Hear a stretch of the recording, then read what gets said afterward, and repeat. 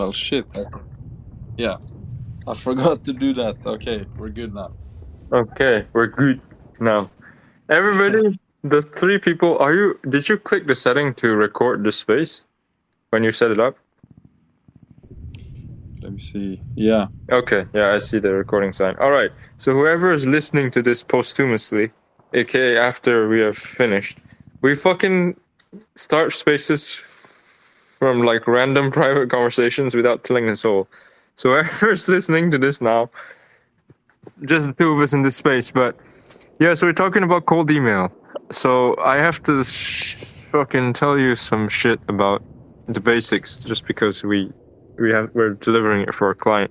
Let's not mention the client's name, just because he's not on me on Twitter, but I think it would just be professional. So yeah, this guy, cold email. What it basically is just taking a fuck ton of email addresses on like a list and sending some script to this list, and usually it's a campaign. It's called a fucking email drip campaign, and you have like an email sent on the first day, and if they don't reply to that email, there's a follow-up email sent on the second day, and then after that, if they still don't reply, it's another email sent on the fourth day. So day 1, day 2, and day 4. And then after that, if they still don't reply, they can go fuck themselves. Maybe recycle them into another campaign. Hello, Mickey me. We're talking about cold email, setting up a campaign for a client. I'm just filling Marcus in on cold email because he doesn't have as much experience. It was a private phone call, but we thought people might get value out of this. So I'm just explaining cold email. I ran a lead gen agency for many years, generate hundreds of thousands of dollars, and just filling him in. Thought other people might enjoy it too. But anyway, Marcus, as I was saying, so you have a list of prospects, you email them, like a lot of them every day, like 150 to 1,000 more. And we're going to talk about an issue with that in a second, which is why I said prospecting is not insignificant when we were on the phone just now. And you send them a drip campaign. So day 1, day 2, and day 4, if they don't, follow-ups if they don't reply. Sometimes you can recycle them into many campaigns with the exact same messaging, just with the hopes of getting them to actually see the email. Sometimes, right? It actually works. So one funny thing about that, as an advanced tangent, is when I was running the lead gen agency, on average, the clients that I would sign had been in my full campaigns an average of 3 times, which means that on average, before someone signs to become a client, they've had 9 emails from me from 3 different campaigns, at least. Which means, and all those campaigns were the same, because I didn't have the fucking energy, or I couldn't be bothered to actually change the messaging. I was just mass spamming these people, and it worked. So there's something to note about recycling prospects. And okay, so that's what the whole pipeline looks like. Oh yeah, and at the end there's also like the nurturing. So when we send emails out, people reply, and as they reply, we have to manage the replies so that we actually send them into like booking a meeting. Because sometimes they ask questions, sometimes you send a calendar link, they don't fucking say anything. Shit like that. Hello, Pete. We're talking about cold email, just to fill you in. Because it was a private call between me and Marcus about a client we have, and I'm just filling him in on cold email. He used to run a lead gen agency for many years, generate $100,000 with cold email, and just filling him in to set up this campaign for this client. So that's why we call it a masterclass in 20 minutes, because we have shit to do. We can't be sitting here talking about it for that long. Yeah. But at the same time, it's like a lot of advanced detail that we need to get it set up quickly. William, we're talking about cold email. Let's start from a private call. Getting filled in very quickly with Marcus here, because we need to set something up for an active client. So we're going to be talking about a client of ours. Yeah, let's continue. So, Marcus, any questions from that flow that I just told you about so far? Prospecting, email drip campaign, nurturing to replies, which is kind of a pain in the ass, to setting up meetings. It was the nurturing to replies. Is that that's done manually? Yes. Or is it possible to create an automated workflow? No, it's like DM game, like direct message game. It's so hard to say that word. DM game. It's kind of like DM game. It's it needs to have like a little touch of pizzazz. You need to read the situation. I don't trust it to be automated. Maybe it can be. There's just a system that I'm not aware of, but I've always done it manually. And managing those replies is quite time consuming, but people tend to ask the same questions. Like there's just a finite range of common responses if you just keep the script the same. So they'll ask like, I would like to know more info about the offer. Tell me more, or like, can you show me some references? Something like that, right? Example of work you've done before. And then also like, obviously not interested and I would like to set up a call. When are you available? So there's not that many different things. You can just copy and paste like standard templatized replies, you know? Okay, yeah. Nice. Sounds good. All right, so So we're actually talking about fucking masterclass because we have to set this up. Well, -2 days ago. It should have been done.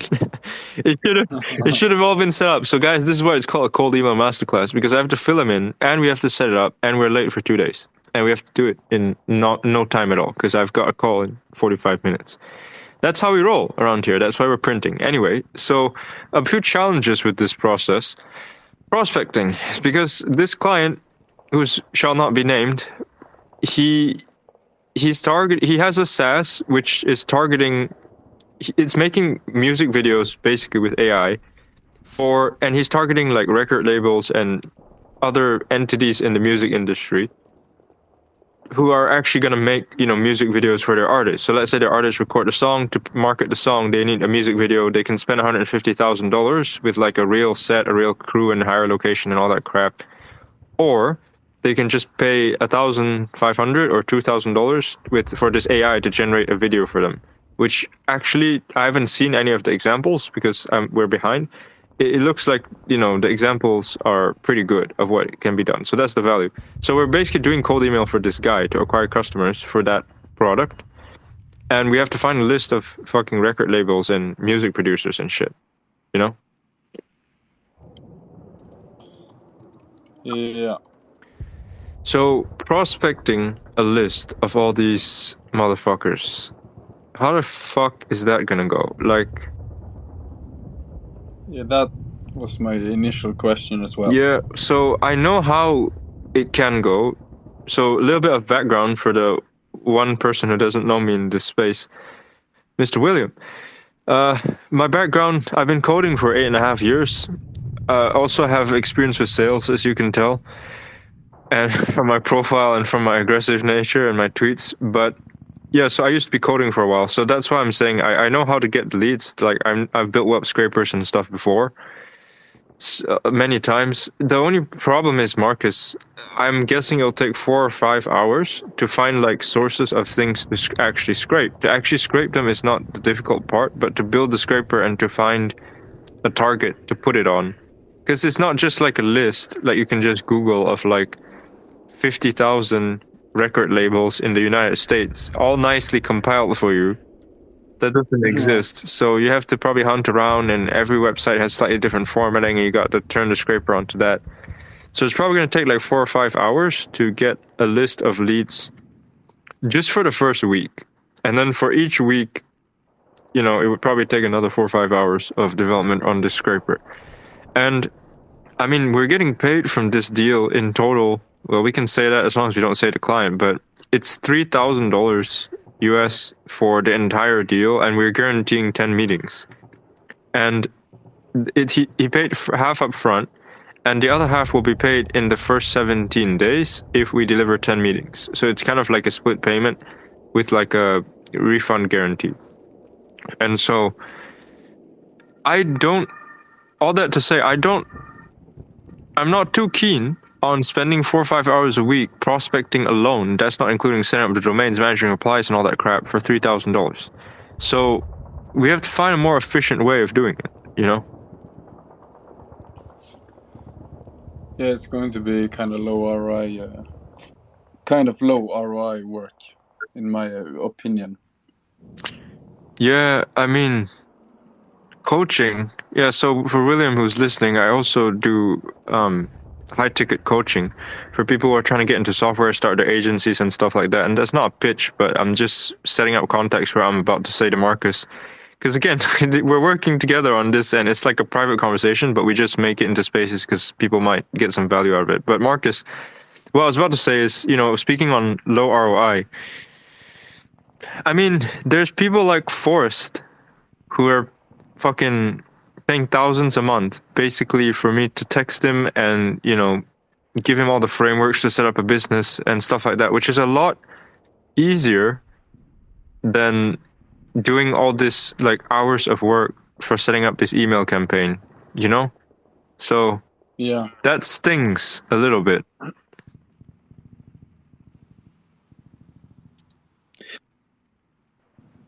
Where is everyone else? This is how to print one-on-one.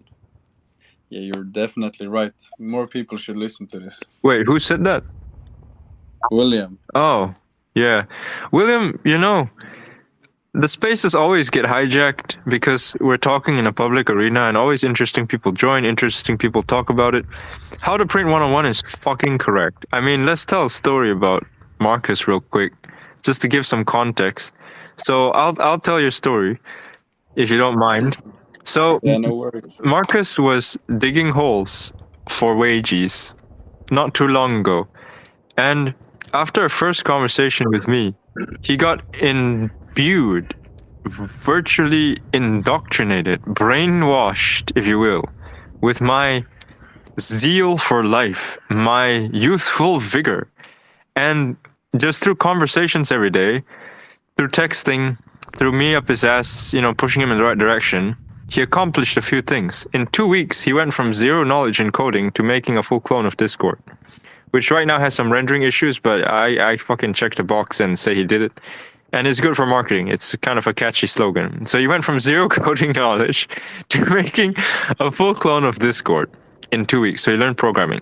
Not only that, we're learning sales DM game. He grew his followers by a lot in that same time. And basically, it's a long story, but pretty much quit his job in the first 3 weeks of, starting to talk to me. And for me, go ahead.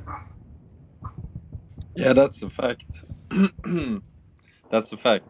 Yeah, and so just to add curiosity without wasting time on the super long story, which is not really relevant right now, fun fact for you, William, Marcus, I'm estimating, will end up quitting his job twice in the span of 6 weeks. After talking to me. We can talk more about that story in another spaces. That was a fucking shit show. It's been a long weekend, eh? But yeah, so my story, just to fill you in, I was all about this shit before I got onto Twitter. I just got on Twitter to pass time and just for the shits and giggles. 70% of my money actually comes from offline. I'm not into all this content shit until recently. So I'm a cold hard fucking ball grabber, throat cutter sales guy in the old world, old school. So in my first 5 weeks on Twitter, I had like 100 followers, maybe on average over all those days. I made $14,000 just from those 100 followers alone. And it's just through being aggressive and just DMing people and just figuring out some service out my ass that I already knew how to do and just selling it to people. I did it more to prove a point. Obviously, I don't need the $14,000. But what's funny about that is there are people who have 10,000 followers on this stupid app who don't make $14,000 in a month. So how's that? How does that work? You have 10,000 people following you. At least 1,000 of those 10,000 people have like $800 to spend. That's 800 grand sitting in your fucking phone. And they don't get it. They're building their funnels being geeks because they're too scared to talk to people. Fucking losers. That's why we like doing spaces. Because it's easy to see who the real G is. Anyway, what were we talking about before this got hijacked? We were talking about that comment. I was saying, Marcus, yeah, so what do you think about, because we were talking about the ROI of like coaching versus this. So we need to find some way. What if we, actually, I just thought of this. What if we outsource this? Because like, we're getting paid $3 grand. Let's pay some geek on here, like $750 to set all this up. We still have to buy the domains, obviously, but we provide all the information just for them to do the labor we can probably find, okay, this is kind of controversial, but all big corporations do it. Like, we can probably find some kid in like a third world country to, you know, do it for 750, and he'll be fucking happy because we literally tripled his salary. And he can, you know, I don't know, feed his family for like 8 months or some crap. You know what I'm saying? What if we just I outsource it? agree. I agree, and that's called contractor arbitrage. The Norwegian imperialist in Marcus is coming out. He's from Norway, by the way. Yes, sir. Good. Hey, man, we can do that. That sounds a lot better. Okay, so this is actually turning out to be a much better conversation than I expected, because I was not looking forward to this conversation when we were talking about setting this up last night. That's why I want to make it spaces, to be honest, because at least we get to talk trash and, you know, have at least one person listen. So it's kind of entertainment, because it wasn't going to be a pleasant conversation. I couldn't see a way for us to do it ourselves. But now that we're doing contract arbitrage, okay. So who do we find? Who the fuck do we find? And I think we should start with a price of like $600. Make the motherfuckers negotiate, because most people won't tell me to my face that they want more money, so we get to save $150. Not that we need it, but fuck them. So, like, who are we gonna find?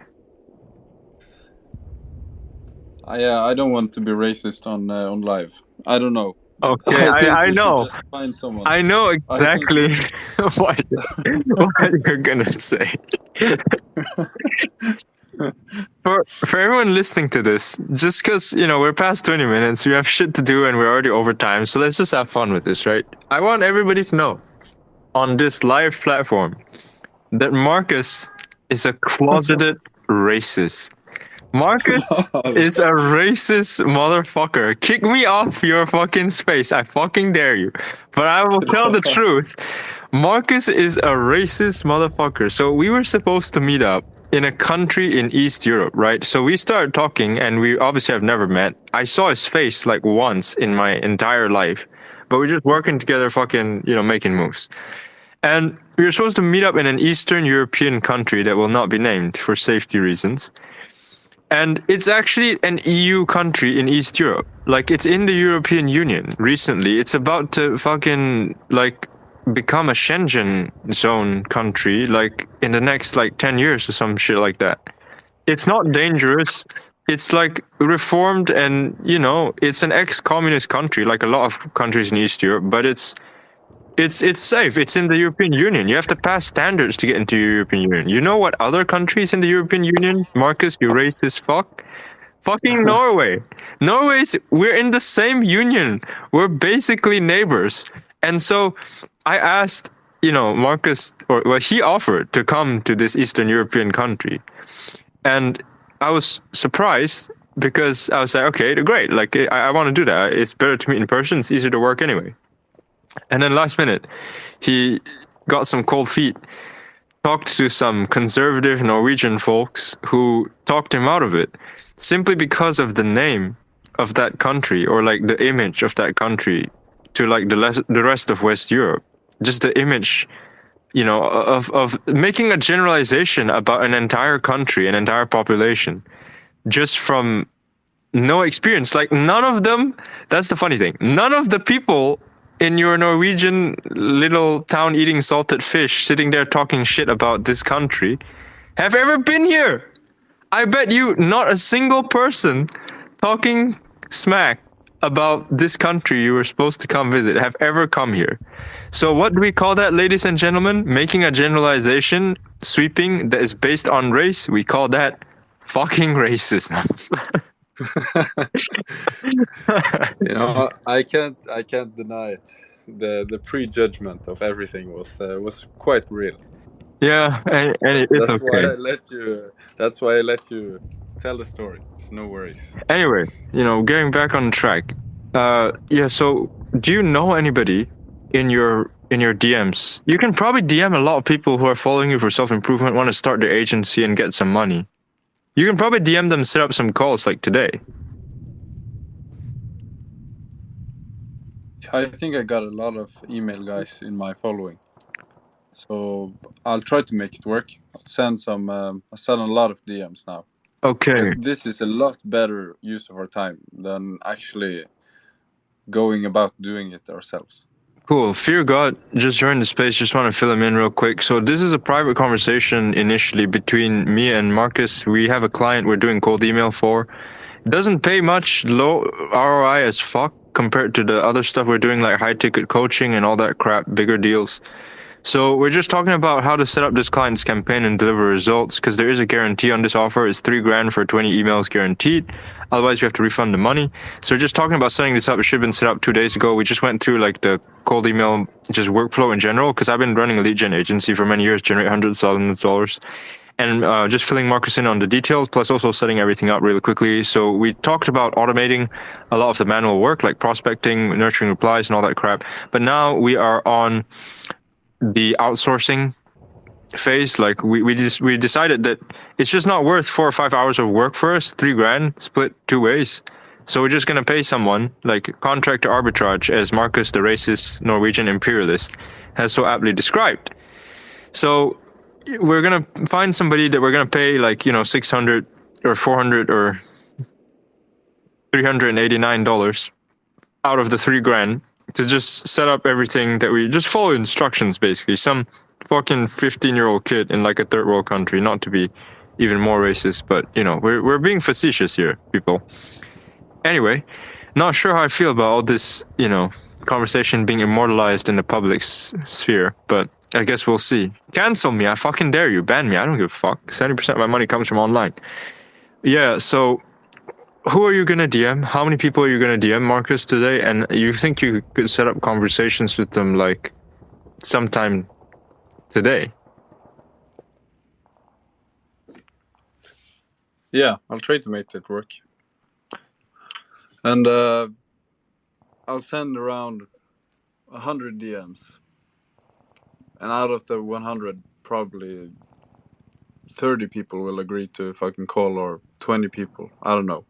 Yeah, Something like that. Don't target the people with businesses, because I don't want to be fucking paying somebody for a fucking offer. We're giving some kid wages to survive and maybe buy a pair of Jordans. Like, that's the game. I don't want to be, you know, paying a business to fucking do this, because they're gonna charge and they're gonna sell you all kinds of crap, and it's gonna be way more expensive. So yeah, just target the smaller accounts, I suppose, the people who are younger, all that stuff. And it's quite a difficult offer to say no to, honestly, in their position, because they're trying to figure out how to make money online, right? And you literally DM them saying, hey, we need help setting up a campaign for cold email. We can give you all the resources. The script is all ready. You just need to do the manual work of setting everything up. And we pay you like $450 for, you know, whenever you set this up. And then all we do is just manage replies, because I don't think, you know, we should get them on that. But once everything is set up, we just get them to manage replies. So something like that. You know what I'm saying? Yeah, you need to write that to me after the spaces. About the list that we have of items that I can give to the guys. Okay. Yeah. But actually, let's take a step back from this. Cold email, based on my experience, I've been doing cold email for many years. It's very fickle. Like, you can't just, it's not like programming where you can just sit there and type something, you refer to the right resources on the internet, copy paste, and then it just runs and it'll keep running without errors. Like, it's fickle. This is an industry, by the way, guys, fill you in if you just joined. Like, the offer we're doing for is, the client has a B2B SaaS, so B2B software, which is basically making AI music videos. He's targeting like music producers and stuff. So instead of, like, let's say a recording label has an artist recording a song, instead of, like, to market the song, instead of paying $150,000 to rent like a movie set and, you know, film crew and crap to film like a music video to promote the artist, they just pay $2,000 for one AI generated video that they can make in like 3 days. That's the SaaS, and that's who we're promoting it for, just music labels and people who actually want to make music videos with this AI video creator tool. And for professional reasons, the client won't be named, and I won't share the website, also because I don't fucking remember it. But yeah, that's filling in the offer, what we're actually doing. But will this actually work? Because And I'm guessing we have to pivot very fast for this cold email thing. We have to send a lot of emails to a lot of prospects. I don't know if like the person we have on board will be able to devote the hours required to this. I don't know if they'll respond quickly enough. So we might just spend all this time setting this guy up, paying him and stuff like that, for it to not get results because we're just not moving quickly enough. So what do you think about that?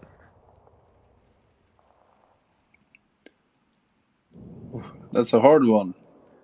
I think if we give him the right instructions, if we find the right guy for the job, we can get it done. Maybe Okay, we so need to fucking piece it up and hire more than one guy. But that will be a lot more expensive though, so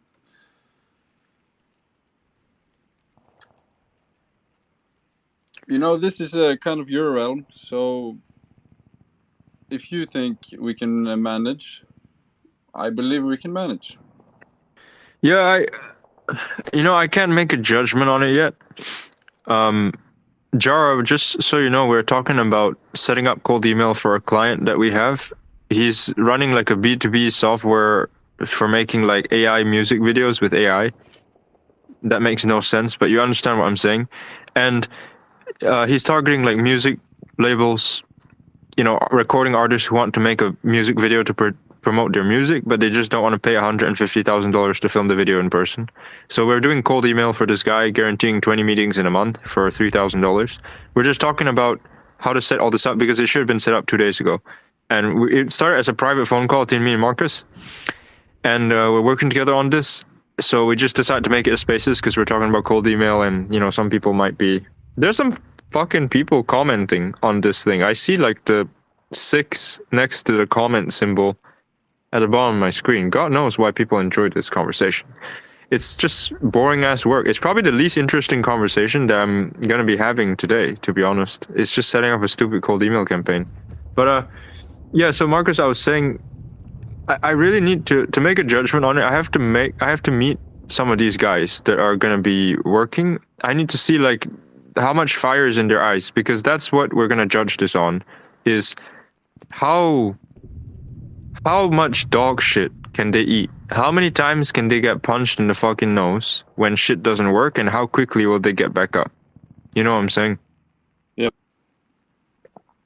So we need to find the right prospects for the job, and I think you're a good judge of character. So if I find guys, I can send them to you, if that works by your time schedule today.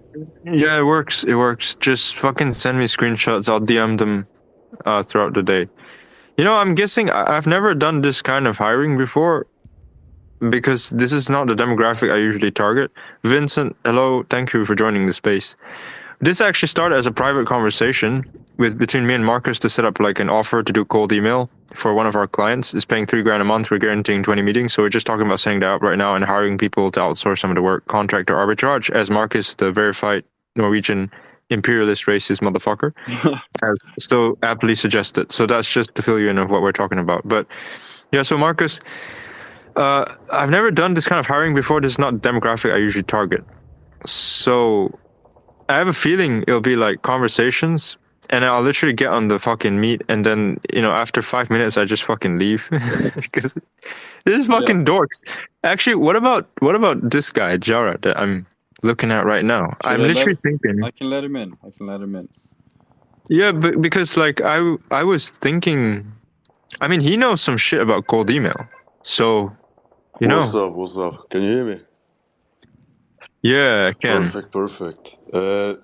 Wait, did I understand this right? Like, you're basically troubleshooting here right now, like, or not troubleshooting, but trying to figure out how to do cold email here in the public space, or like?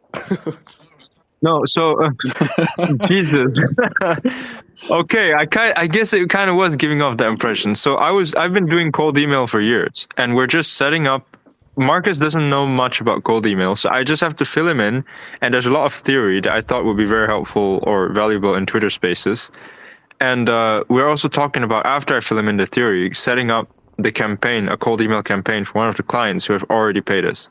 So we paid $3,000 for fucking 20 emails, right? 20 meetings. So we're just talking about the theory to fill Marcus in, about what we're doing, and then also talking about setting it up. That's what it is. We're not trying to figure out cold email here. Oh, In public setting. all right, got you. Yeah, sounds, but like to this point, sounds pretty interesting. Sounds pretty interesting. It was like let me recap. What did you say? Like it's a company which basically does AI music videos for artists. Yeah, so it costs $2,000 to make an entire music video with AI. Okay, crazy. And the funny thing about this is he's actually done cold email before for this exact software, and it has gotten results. So we're literally not really figuring anything out. We're just kind of making a system that kind of half works, just to collect our measly wages of stupid $3,000. I should have fucking tripled the price for this guy.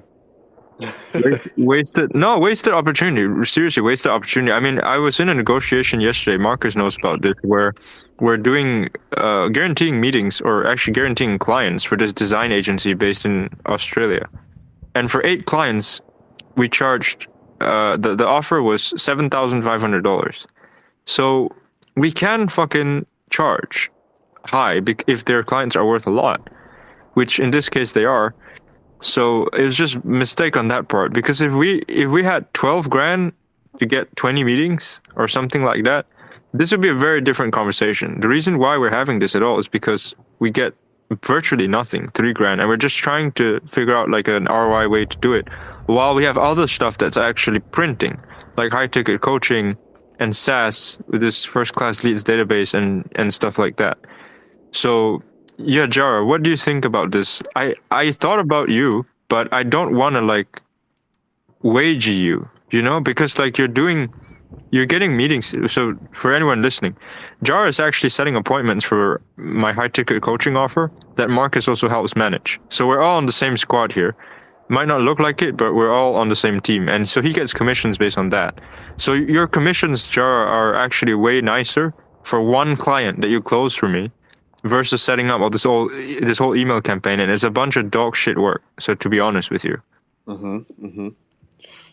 No, but I mean, yeah, well, as it always starts, you first have to find your, or like according prospects to this company, right?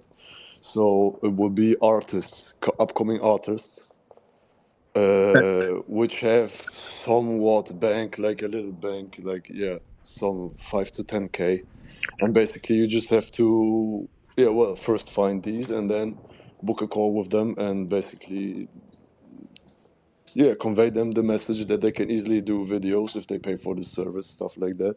They Yeah. don't even So have to be on location or something. Like they can do it completely remotely. I don't know. That's like kind of the generic. That's what I came up with right now. yeah. So you missed the part earlier in the space where I told you the client already sent us resources like email scripts that he's used before, because he's done this before.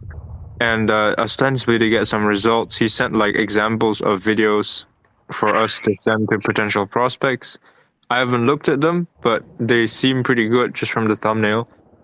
And the biggest problem with this is prospecting, because you have to find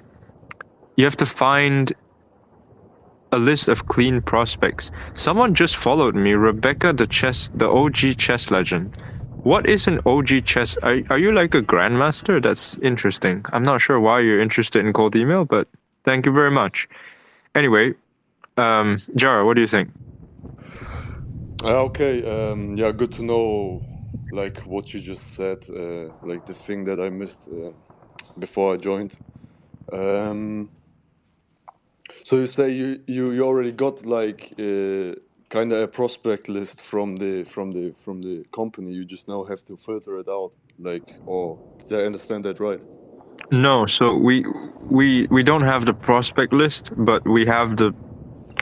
He has messaged, he Sorry. has cold emailed these prospects in this niche before, and he gave us the niche.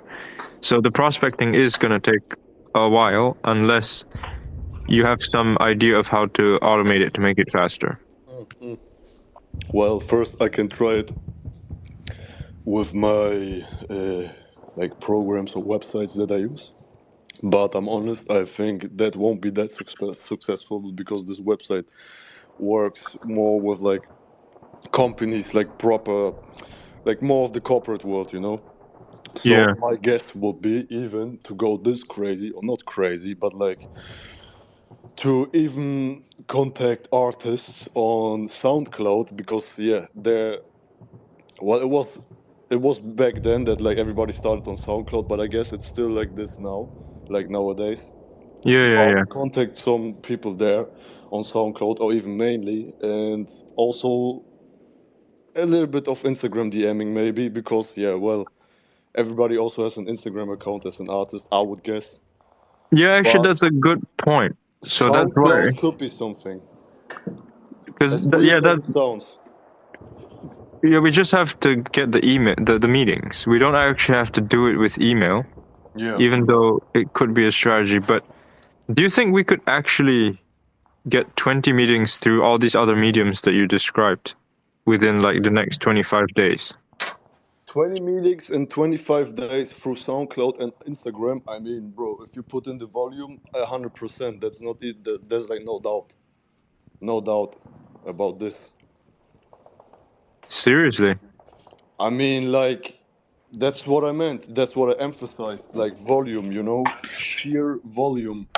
I mean, you also have to make the messages that you send to all of these contacts, like, of course, like, yeah, you have to convey it in a nice way so that they want to like buy the service. But if you just put in the volume, like I can't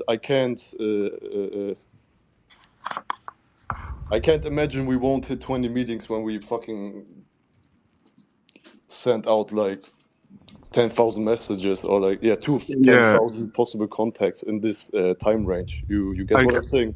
yeah, I get what you're saying. Real quick, Marcus, what do you want to say? Yeah, I need to break in. Okay, so first of all, Rebecca wants to speak. We can Yeah, let yeah, bring her we, on because we I can let know her in.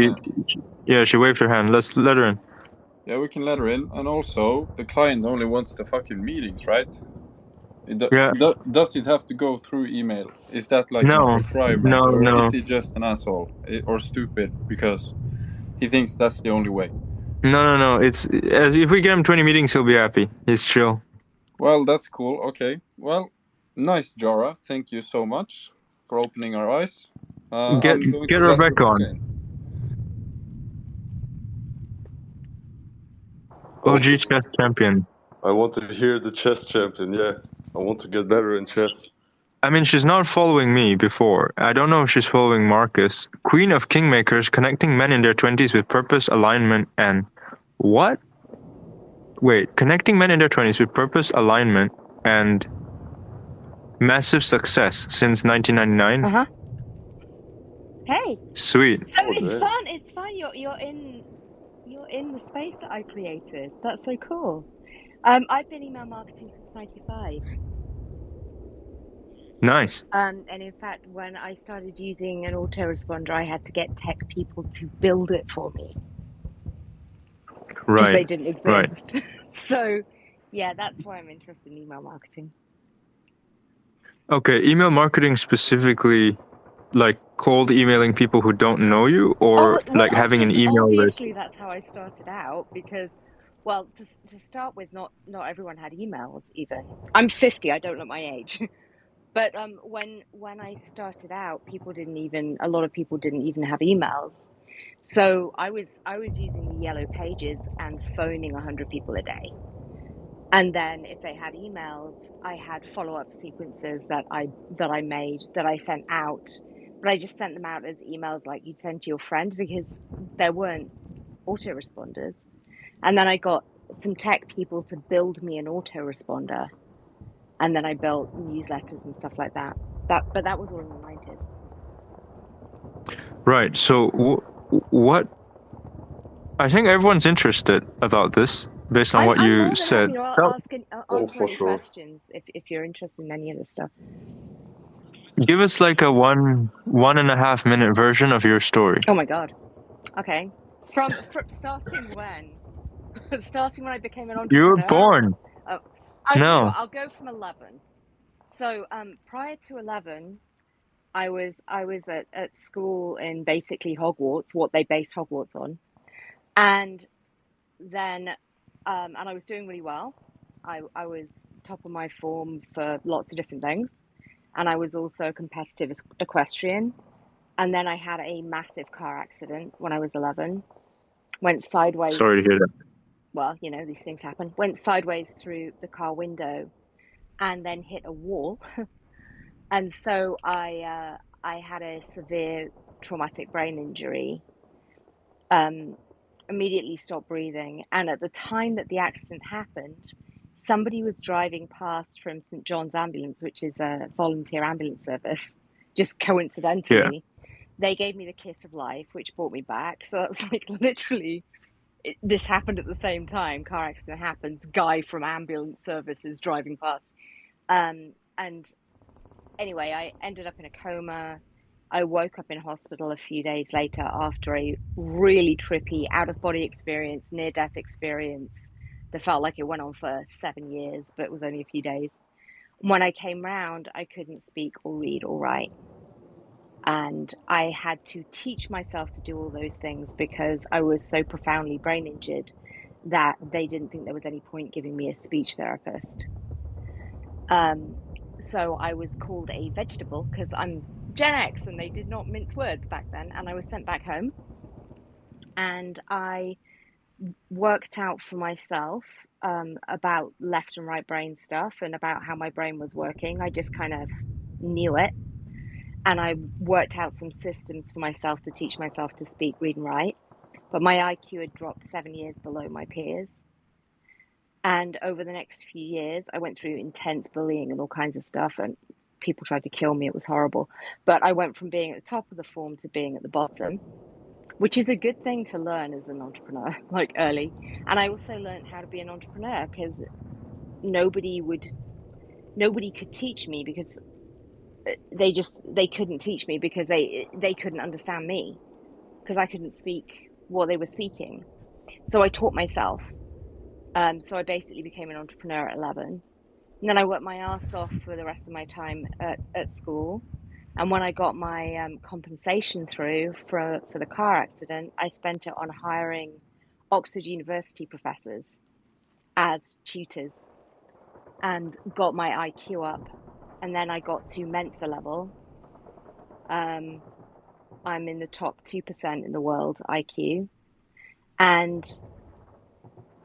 I don't even know, like some point in my 20s, I suppose 30s, I decided I was going to get good at chess. But the part of my brain that had been really badly damaged, there was a few parts that didn't quite come back right. And one of them was to do with chess. And it was really difficult for me. So I just kept going and kept going and kept going and kept going. And I kept going for decades. And I got so I was okay at chess, but I wasn't great. And obviously, generally, people get worse as they get older. It gets harder, but I just kept going. And I almost gave up in my 40s. I thought, like, just give up. You're a decent chess player. It's good enough. Then I got onto chess.com and I saw that the top level was legend. And I thought, okay, I'm going to get there. And then I'm going to quit because I'm doing this for me. I'm not doing it for anyone else. So I worked my butt off and I got to legend level. I got to the top and then I quit that week. But so that's what happened with my brain. But that gave me a very specific way of thinking, which is visionary, because I had to use my right brain so much because it was my left brain that got taken out. Right. So what that enabled me to do was to see all of this stuff happening way ahead of time. So I had an idea for what social media was going to become in 95, 96, before it even existed. I just could see it. I could see what was going to happen. When I finished at university, I decided to go and live in America for a little bit. So I did that because I wanted to travel alone, and I just wanted to have some adventures. So I did that. And then after I got back to England, I set up a company. Well, first of all, I got venture capital or I started pitching venture capitalists, and I was offered 5 million, 10 million, and 15 million, 5 million pounds, $15 million, and $10 million. And I turned that down to work with my family, who had nothing like that kind of money. But I really wanted to work with my brother because he was a genius. So we worked together and we built the internet marketing industry, the beginning part of it. So for the first part of Google's life, the first 6 pages, every result on the first 6 pages of Google for the term internet marketing was either my company or my brother's. Right. So that's how I got in and kind of like pioneered internet marketing. And then I pioneered social media as well, which is like it's probably not that interesting to you anyway. But so I pioneered both of those spaces, and also the ebook space as well. I did pioneer. So I'm kind of a pioneering kind of person.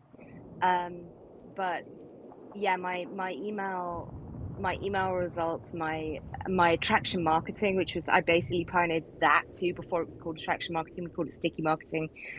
My click-through rates were 33 times higher than the nearest competitor that I had, and I was one of the first 23 bloggers in the world. So yeah, that's what the OG bit is about in my bio. Marcus, the fuck are we doing? A crazy story, crazy. So Rebecca, real quick, what is the goal right now? What's the goal for me? Yeah. The goal for me is, well, it's changed a little bit just because of what I perceive, because I'm always learning, always learning.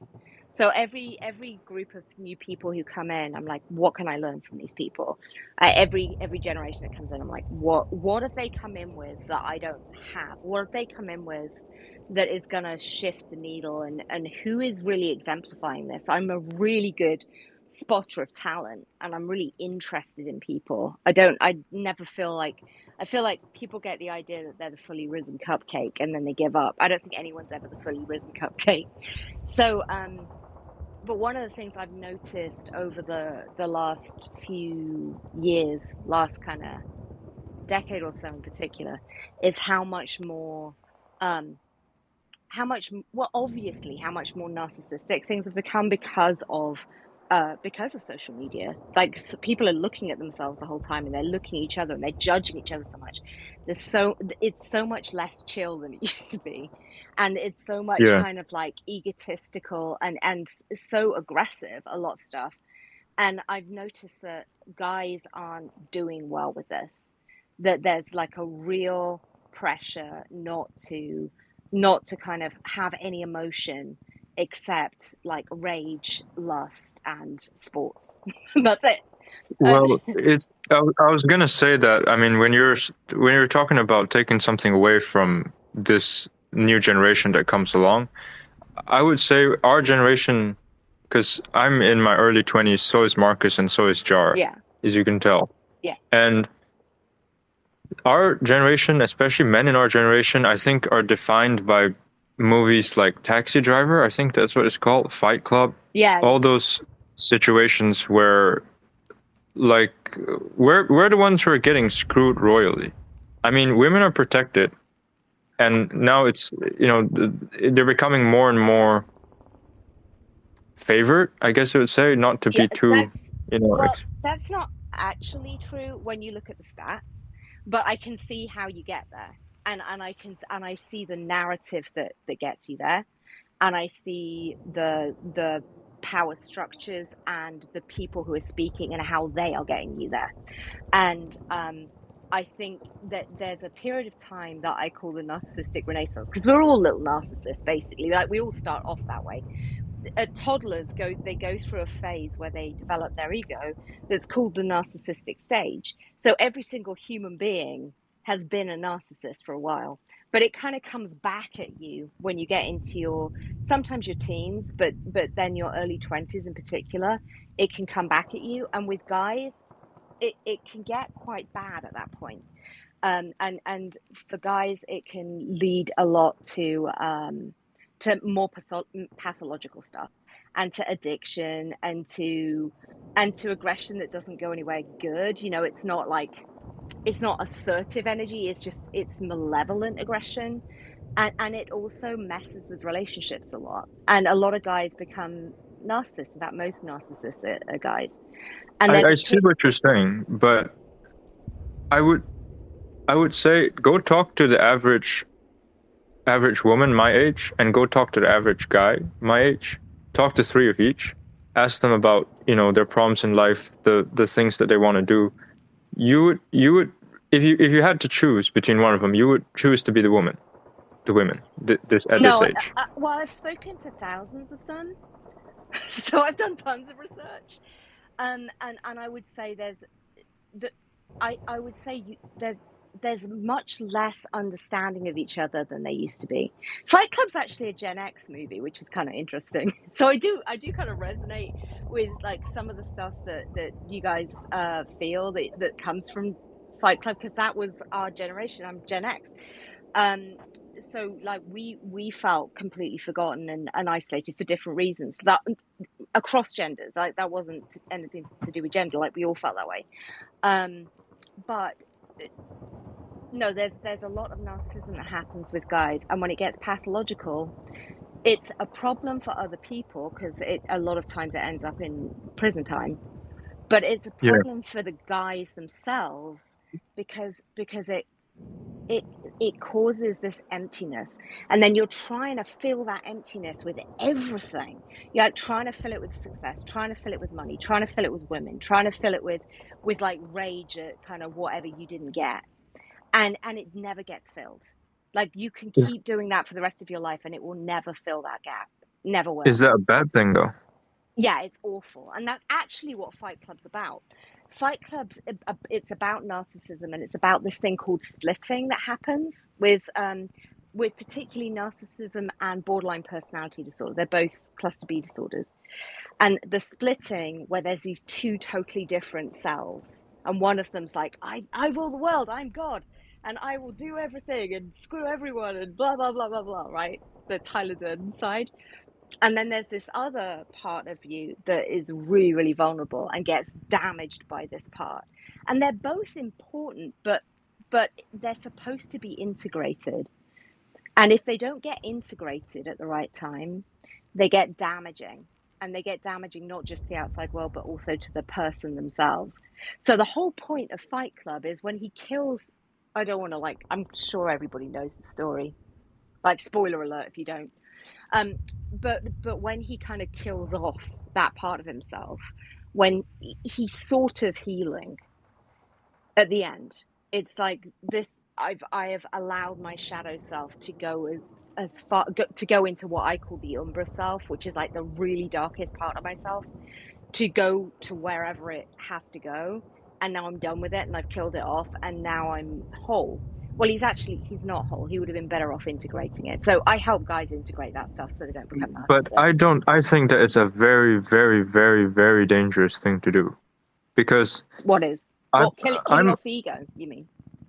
no, like integrating it and making it and fixing that mess. You think It, think it's dangerous to integrate the ego? yeah, Oh, I okay. think Why? well, from personal experience, I mean, the only reason I'm here talking to anybody is because I took like the opposite lesson from a tragedy that happened in my life a few years ago. Yeah. And I just kind of got stuck in that state of like the aftermath of the disaster, and the pain is the same every day, like it just happened yesterday. And that propelled my life to heights that I could not imagine at a speed that I could not imagine. And if you take that away from me, I'm ending up in a ditch face down tomorrow. Yeah. I've No, I tried. understand that. I've tried. Now that is, you know, a precarious position to be in. People have mentioned, which I concur with. However, I don't think Alexander the Great was sane of mind. Oh, he wasn't, no.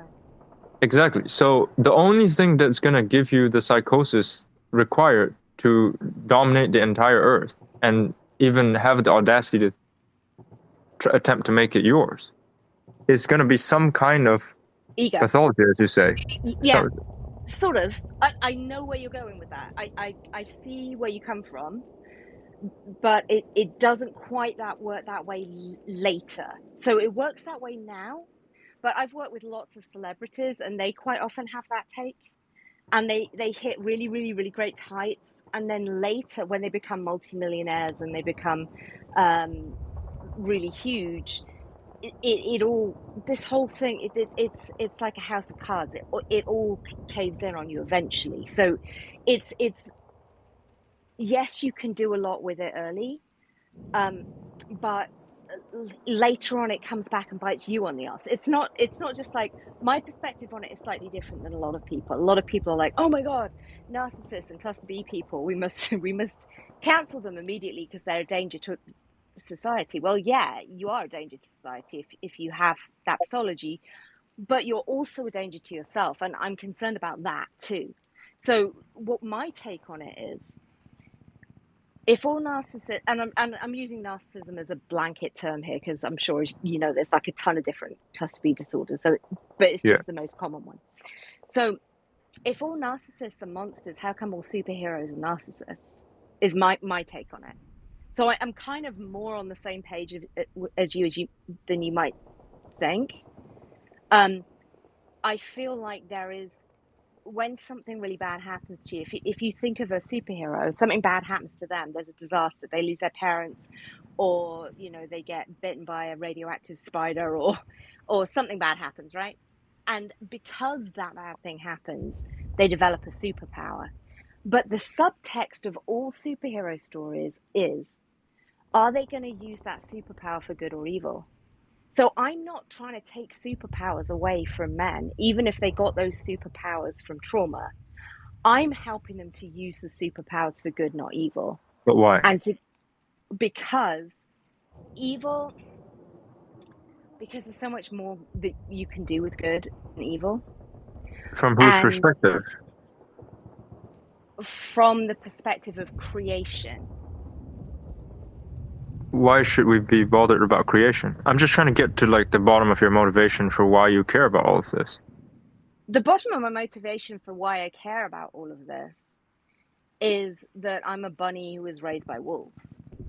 So I grew up surrounded by cluster B personality people, including people who'd done time.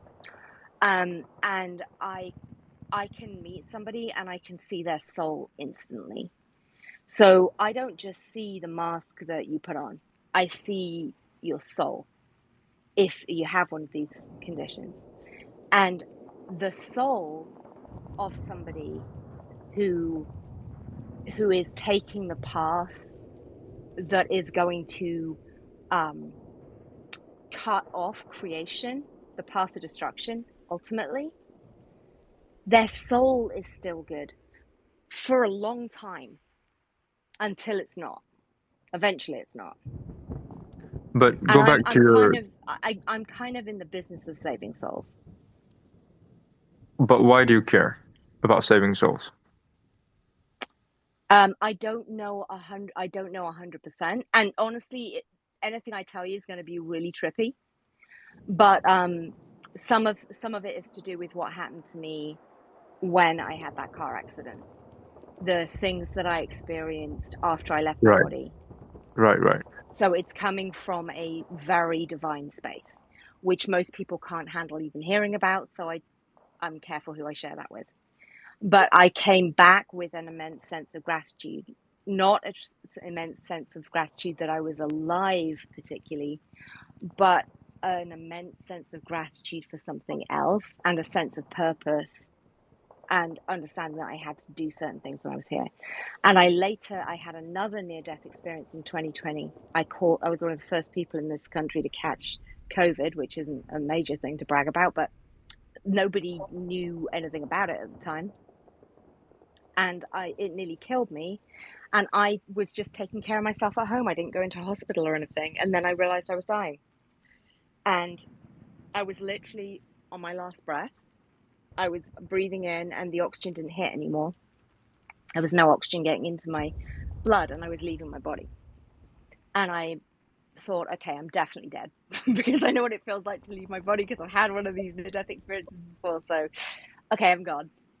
And part of me, which I associate with my ego, I guess you could say like my ghost, appeared at the end of my bed and conveyed to me, didn't like speak in words, but sort of conveyed into my mind, can you at least ask?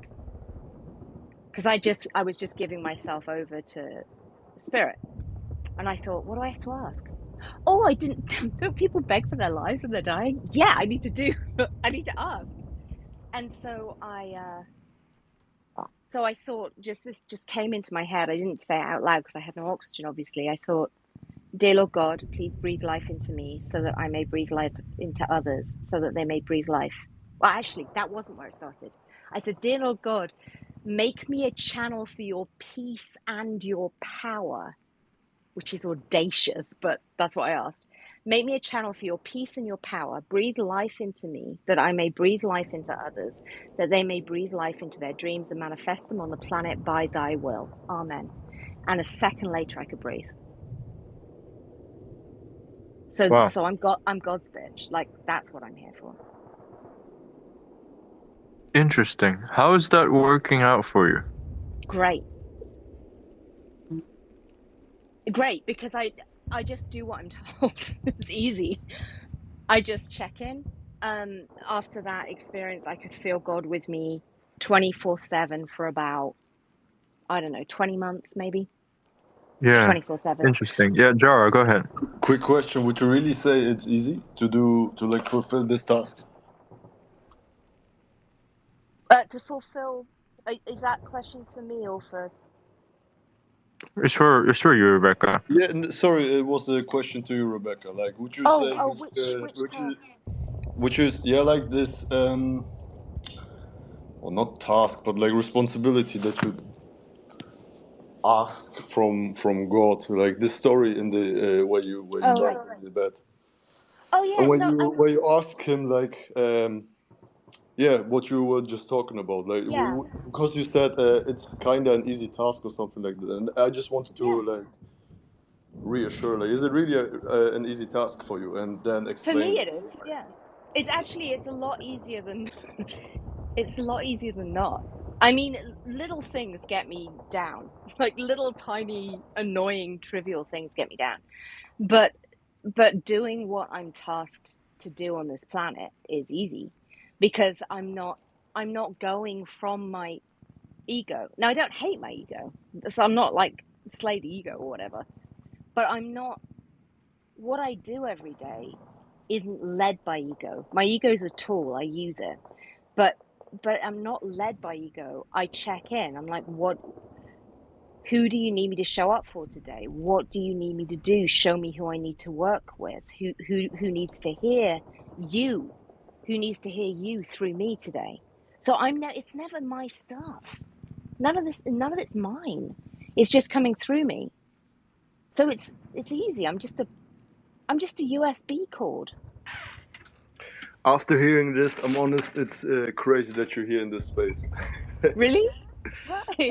For sure, like for me, that's crazy. Like in a positive way. Don't get it wrong. Oh, I'm glad. I'm glad. Yeah, I thought about maybe being guarded about what I told you, but you seemed really curious, so I'm just telling you. Yeah, apologies if I'm oversharing or whatever, but yeah, no, this is me. No, I can relate to that. I respect that. I guess we're just going about it in a very different way because I can relate to what you're saying about how you're just like a USB cord and you don't have to figure a lot of stuff out that most people have to figure out in their life just because you get instructions Yeah, and you just kind of follow them. So yeah. yeah, I totally relate to that. I mean, my background is doing that more in the physical realm against physical danger for other people who don't I don't have any obligation to do it for, if that makes sense. So there is a very liberating feeling coming from that. Yeah, I think whatever it is, what I've noticed working with lots and lots of different people over the years is I don't think you can get round having something greater than you. It doesn't necessarily have to be a specific religion or whatever, but there has to be something. So if I work with atheists, we have to come up with a framework of awe, is what I call it. So AWE. So there has to be something that kind of puts you in a greater space where you're like, it's not just you, because otherwise people just end up worshiping themselves, and it doesn't.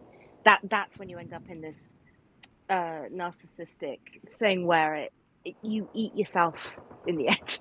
It doesn't work out well for the people who choose that path in the end. It's useful for a while. It's jet fuel. It can definitely get you moving in the right direction. But if you don't at a point start addressing the thing that made it happen, it becomes a real curse. And so I help guys with that stuff because it's very difficult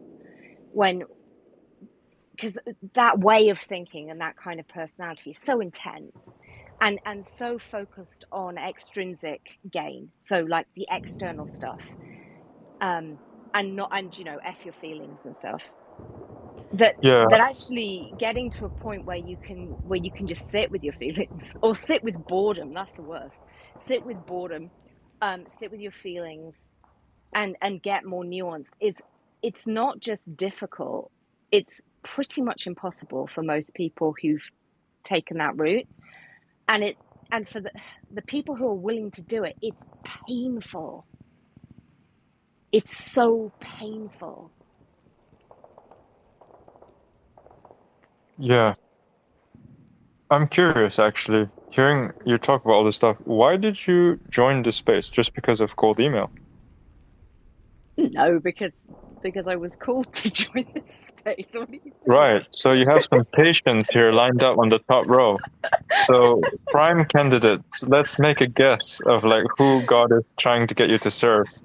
I nominate the host of this space, the most psychopathic of us all, Mr. Okay. Norwegian imperialist racist fuck, Mr. Marcus. Yo, relax your horses. I did not invite anyone to this Yeah, space. he's just standing there getting attacked for nothing. Well, okay, if it's not Marcus, my second guess would have to be like, look, I don't know William. He looks like a cool guy. Mr. Paul, I have no idea. Vincent, Mickey, me, good vibes. It can't be him. Jara, you motherfucker! It must be you. Why? No. Look at, dude. Listen, you sound like. Okay, I can't make that joke on here, but you know what I'm about to say. I'll text it to you on Telegram. I know. I think I know what you wanted to say. So yeah. So, who did you come here to help, Rebecca? I don't know. I mean, only they will know. Only they will know. Oh, that's a really good answer, actually. That's a really good answer. And I think you can leave it like that. Absolutely. You can't really help anyone. People help themselves ultimately. You can just show up where you're supposed to show up and say what you're meant to say. And then people either lights something up in somebody and they connect with it, or it doesn't. You can't just point at someone and say, that person is broken in some way and I'm going to fix them, because all that is ego. Yeah, that's a fair point. Marcus, you've been so silent. What are you doing? What do you think of all this? He's hiding. I'm a good listener. Oh, but actually, that's a skill that many have not learned in this generation. That's a really essential skill. I tweeted about that earlier, actually. Yeah. Listening's really important. Yeah, so I'm just sitting here and listening to 2 points of view of the same case, you could say. I don't know if you want to hear my opinion about it all. Oh no, yeah, that's why we're asking, dude. Speak, motherfucker. Speak.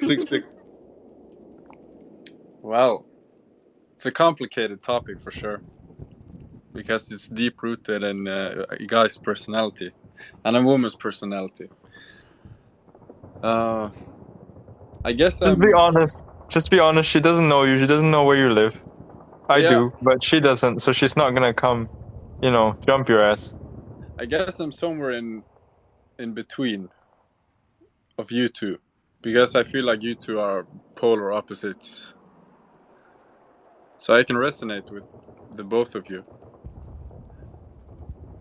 So this just expound on that. How are you in between? First of all, where do you think I am, and where do you think Rebecca is, and how are you in between us?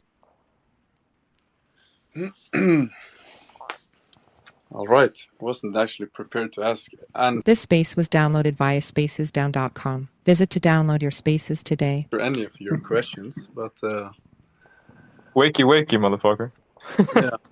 It's not even lunchtime. Well, I'm guessing if Rebecca's in England, yeah, it just got to lunchtime. It's not really lunchtime for me, and it's not lunchtime for you. 11. But we're about to start. Yeah, we're about to start cooking, Marcus. Put you on the Yeah. spot. We got work to do, but this is interesting. You can swear and stuff. I'm not easily shocked. Don't worry. Yeah. Even if you were, I'd still be swearing. So good for you. Please continue, So- Marcus. So what do you guys want to know? I asked you the question. Jesus, where do you think I am, guys? I'm hard on Marcus and Jara because I'm a dick, and also because we're all buddies here. We're all printing, so just that background. I'm not just being like aggressive towards. Like, I'm nice to Rebecca because I don't know her yet. After 2 days, all bets are off. But anyway, Marcus, I said, where do you think I am on the spectrum? Where do you think Rebecca is? And how are you in the middle?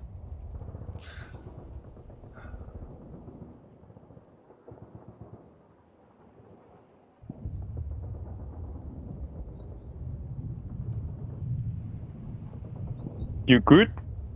God damn, I just fucking blanked out. I guess I'm nervous. Damn. All right. That's okay. No, Let him okay. think. Let him think. Rebecca, I think I found who you're about to help here. That's fine. It's just the nervousness is actually a coping mechanism coming out to cover the vulnerability that he's afraid to express. But hey, it's fine. I mean, it's pretty bold to be able to say that you're nervous. I'm joking. So I'm just joking. I just made that up. I can take I'm it. sure. It's no worries. I know Alan. I know Alan. It's no worries. Yeah, and you're taller than me. All of you are taller than me. I bet even Rebecca's taller than me. So I don't give a fuck.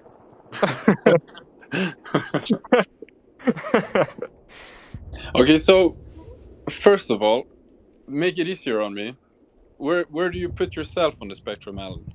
Right. So you just deflect the question back to me. I'm deflecting because everything onto You don't want to answer it. everybody. No, it's good. It's good. It's good because we trained you well. This is a very good sales tactic. When you don't have an answer, just make them answer it in a nice artsy way. Perfect. Amazing. So the way I see this is, I'm on the side, like, I think me and Rebecca have gotten to the same conclusions about some things. And she took the left fork, I took the right fork. And left and right has no significance in terms of like left or right brain. I'm just, differentiating the direction. So she went a way that is like, okay, there's a lot of good things I can take from this, and there's a lot of power in doing it like the so-called right way. I just went straight into the pit of hell, and I've been comfortable there ever since, got some demons on leash. And I see your point about how that's going to come and bite me in the ass big time at the end of life, or like, later in life. And to that I say we cross that bridge when we come to it. And also, I don't disagree. I mean, I've seen a lot of people on this path who have been haunted by the same thing. And they always ended up not really in good places, despite all the great things they accomplished. But to be honest, I can't really be bothered at this moment. Because, even in a daily basis, I have no regard for my own safety and longevity anyway. That's how I managed to do all this shit so quickly and so well, is you just take massive fucking risks. You're firing the rockets every single day for everything you got. So if I'm comfortable doing that now, you gotta live by the sword, die by the sword kind of thing. So if that's gonna kill me, then so be it. And on her side, yeah. No, just continue. Sorry. Yeah, so I was just gonna finish off and say, on her side, I think she took a smarter role, like a smarter lesson from all that, which I don't really understand because I don't talk to a lot of people like Rebecca, and I'm not on that side. So all I'm seeing right now, based on what she said, is contrast. I can't exactly tell you like how it's different with perfect detail yet, but I know it's kind of different. So that's where, well, not kind of, but like on the opposite end, kind of different. In my head, it's just like good things. All the shit she's saying is like good things. That's all it's labeled by. Yeah. Okay, so I can try to give an answer now. Thank you for clarifying. Okay, so the reason I said that I'm somewhere in between you guys is because I've also been through the shit, but I've always tried to do the right thing even though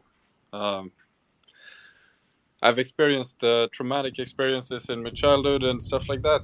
So I won't get into details. Alan knows some of it. It's turbulent upbringing with my family and stuff like that. But my moral compass tells me that I need to do the right thing and leave this earth better than when I got brought into it. But why? Because I feel like first of all, I owe my parents to to behave. You could say I owe them a life of freedom. So that's what I'm going to provide, and I can't provide that from a jail cell. That And makes sense. yeah, so the reason I want to become great is also driven by egotistical purposes, because I like status and I like money and I like material things. But it's also driven by a higher purpose that I want to do something good. So that's why I think I'm kind of in between. So I guess I took the middle fork and learned a different lesson than all of you. Does that make sense? Do you need more? Do you want more No, that's explanation? interesting. I Makes actually sense wrote for a me. book. I actually wrote a book on that. I would say you're using the ego. So if you think of ego standing for edging God out, I think there's a thing that you can build that's called the egon, which is evolving God's own nature. So it's taking the energy of the divine creator and moving that through you, and then using your ego as a tool to carve a landscape through life that is just, it's like this powerful, it's like this powerful way that you can create a landscape that's unique to you, that the sort of the flow of energy, the kind of water of life can flow through, and it's just like a beautiful thing to do. And I think a lot of times, I mean, we've got to deal with life, right? We can't just sit in a cave and meditate all day long. You've got to do shit as well.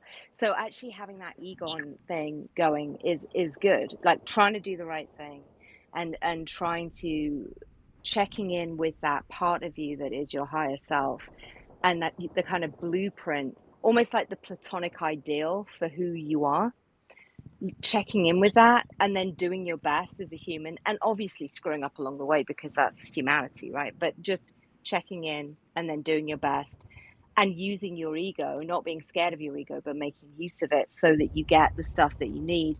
That's not bad path. I think what Alan is, and I just want to really applaud.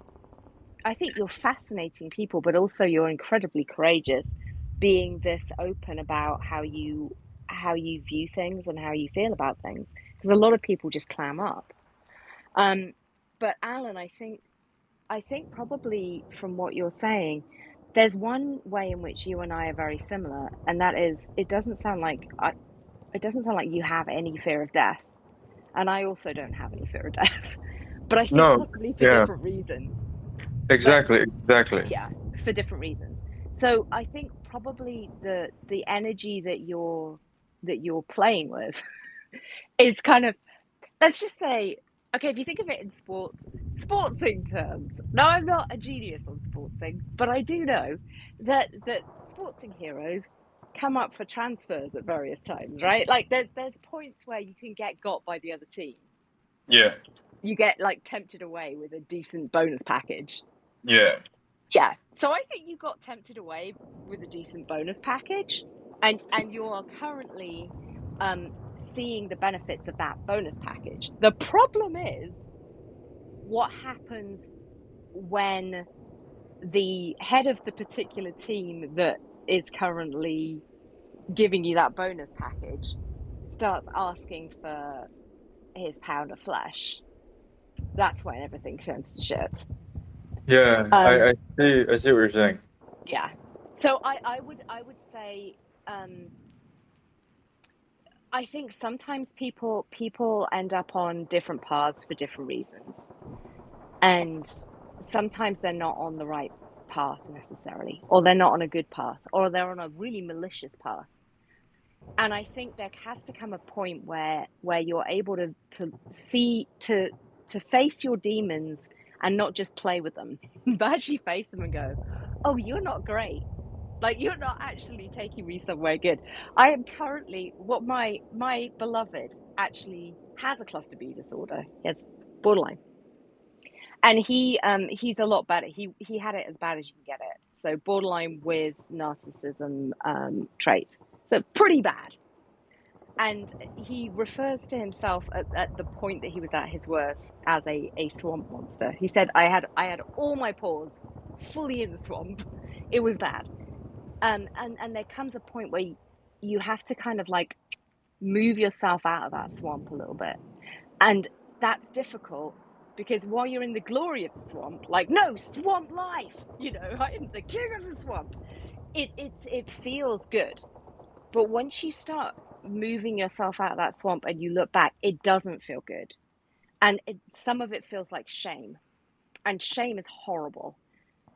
And I think a lot of the reason that people stay on a really malevolent path sometimes, or at least very Machiavellian for a long time, is because it's actually really painful to say, oh shit, I may have screwed up on some stuff.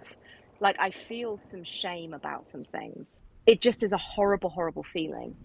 And I think the path to actually making healthy decisions for yourself, which doesn't mean you have to be a goody two shoes or whatever, but the path to making healthy decisions is to be able to look at the stuff, look your demons in the face and not quake, and also not be too buddy with them. And look at swamp life and not feel shame, but accept blame. And look at specific things and think, okay, that situation I probably could have handled better. I'm going to make amends for that. If I can make amends for that, I'm going to make amends for that. I'm going to do better in future. Because what happens if you stay on this path for too long is you end up canceling yourself. Because you're fundamentally good.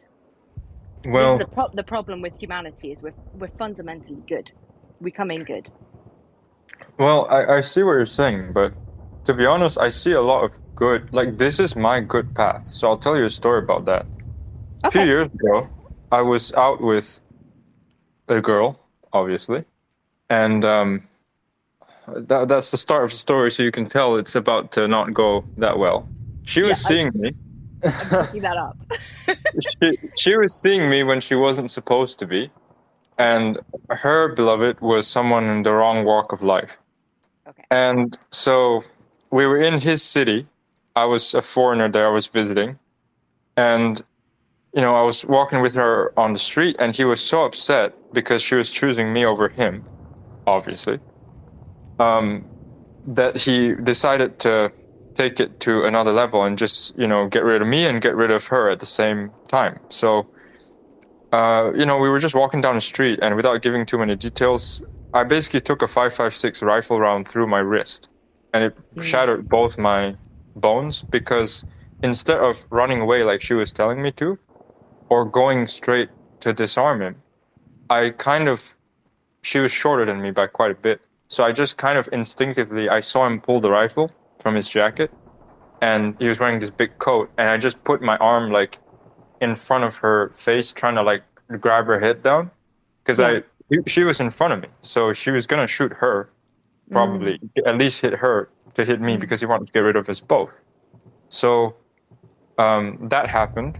Even though I could have disarmed him and I would have emerged unscathed because he was maybe like 5 feet away, but she would have been hit definitely, probably somewhere in the head. So the bullet actually went through and cut her on the temple a little bit. So you can imagine if it didn't go through both my bones and my flesh and get deflected, she would not be here anymore. I mean, 5.56 straight to the head from that range is lethal. Yeah. So the only reason I did that is because I wanted to kill the motherfucker. I didn't care about. I wanted to win in that encounter. Like, I wanted us to all survive, and then his ass to be hanging fucking upside down from a telephone pole with his gut spilling out, bleeding to death. So that was the, really honest story of how the swamp monster can actually be really useful. Yeah. But I mean, that's sociopathic, obviously. But it's understandable. What, saving somebody's life? No. The feeling that you had. Saving someone's life is brilliant, amazing, wonderful, heroic. The degree to which you wanted him to suffer is sociopathic. But in that situation, it makes perfect sense because somebody was trying to take your life and trying to take the life of somebody that you cared about. So in that situation, that energy makes sense. It doesn't make sense necessarily when you're just having a conversation with someone. Depends on how much money they have. Hashtag sales. Yeah, but you can get money.